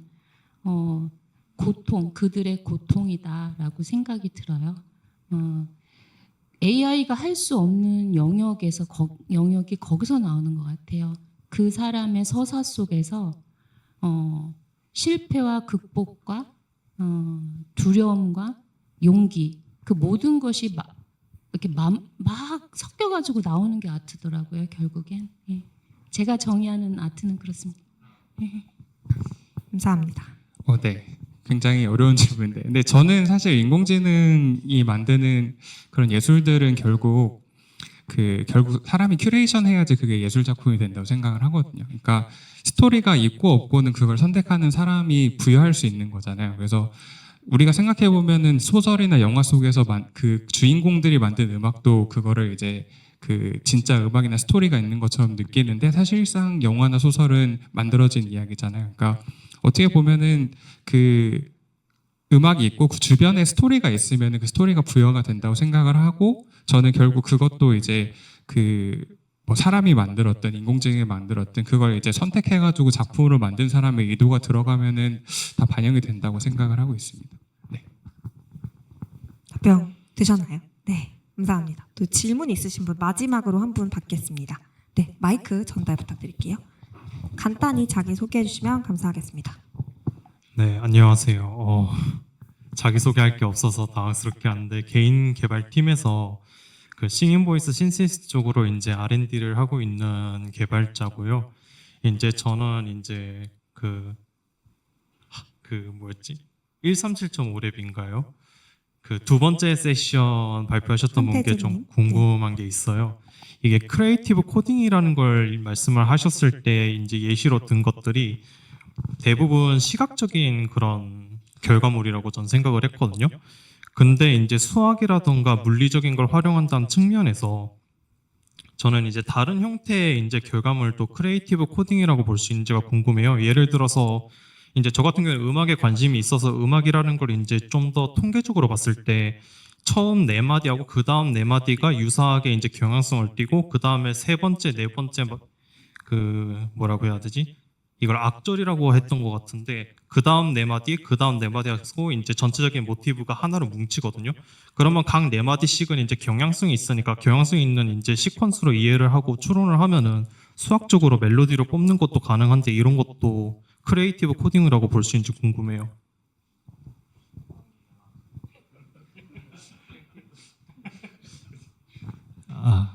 네, 제 생각에는 그 미디어 아티스트나 어떤 사람들이 하는 거가 어떤 데이터에서 새롭게 창조하는 거가 크리에이티브 코딩이라고 하더라고요. 그러니까 아까 보여드렸다시피 어떤 인풋이 들어왔을 때 그것을 어떤 코드로 새로운 방식으로 새로운 아웃풋으로 만드는 거가 다 크리에이티브 코딩이라고 네, 생각을 합니다.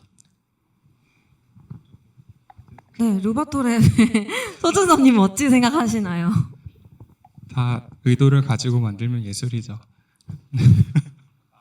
악절이야, 악절. 악절 얘기 무슨 얘기인지 해석 좀 해주시죠. 그 주제가 반복된다라는 거죠.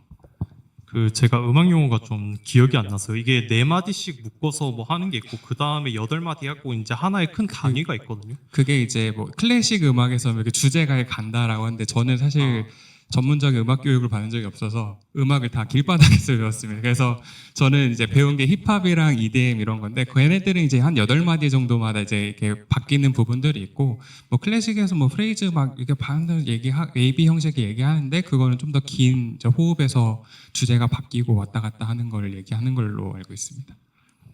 그러면은 어쨌든 그게 영향을 준다는 거는 그것도 크리에이티브라고 볼 수가 있죠. 네. 저는 그렇게 생각합니다. 네, 답변이 좀 되셨나요? 네, 됐습니다. 결과적으로 포괄적으로 볼 수 있다는 걸로 받아들여지네요. 네, 감사합니다. 네, 그러면 저희 30분 동안의 패널 톡과 Q&A는 시간상 여기서 마치도록 하고 저희가 남은 30분 동안은 네트워킹이 준비되어 있습니다. 잠시 안내 드릴 테니 잠깐 앉아주시면 감사하겠고, 네, 그 랩장님들과 멘토님은 다시 자리에 앉아주시면 감사하겠습니다.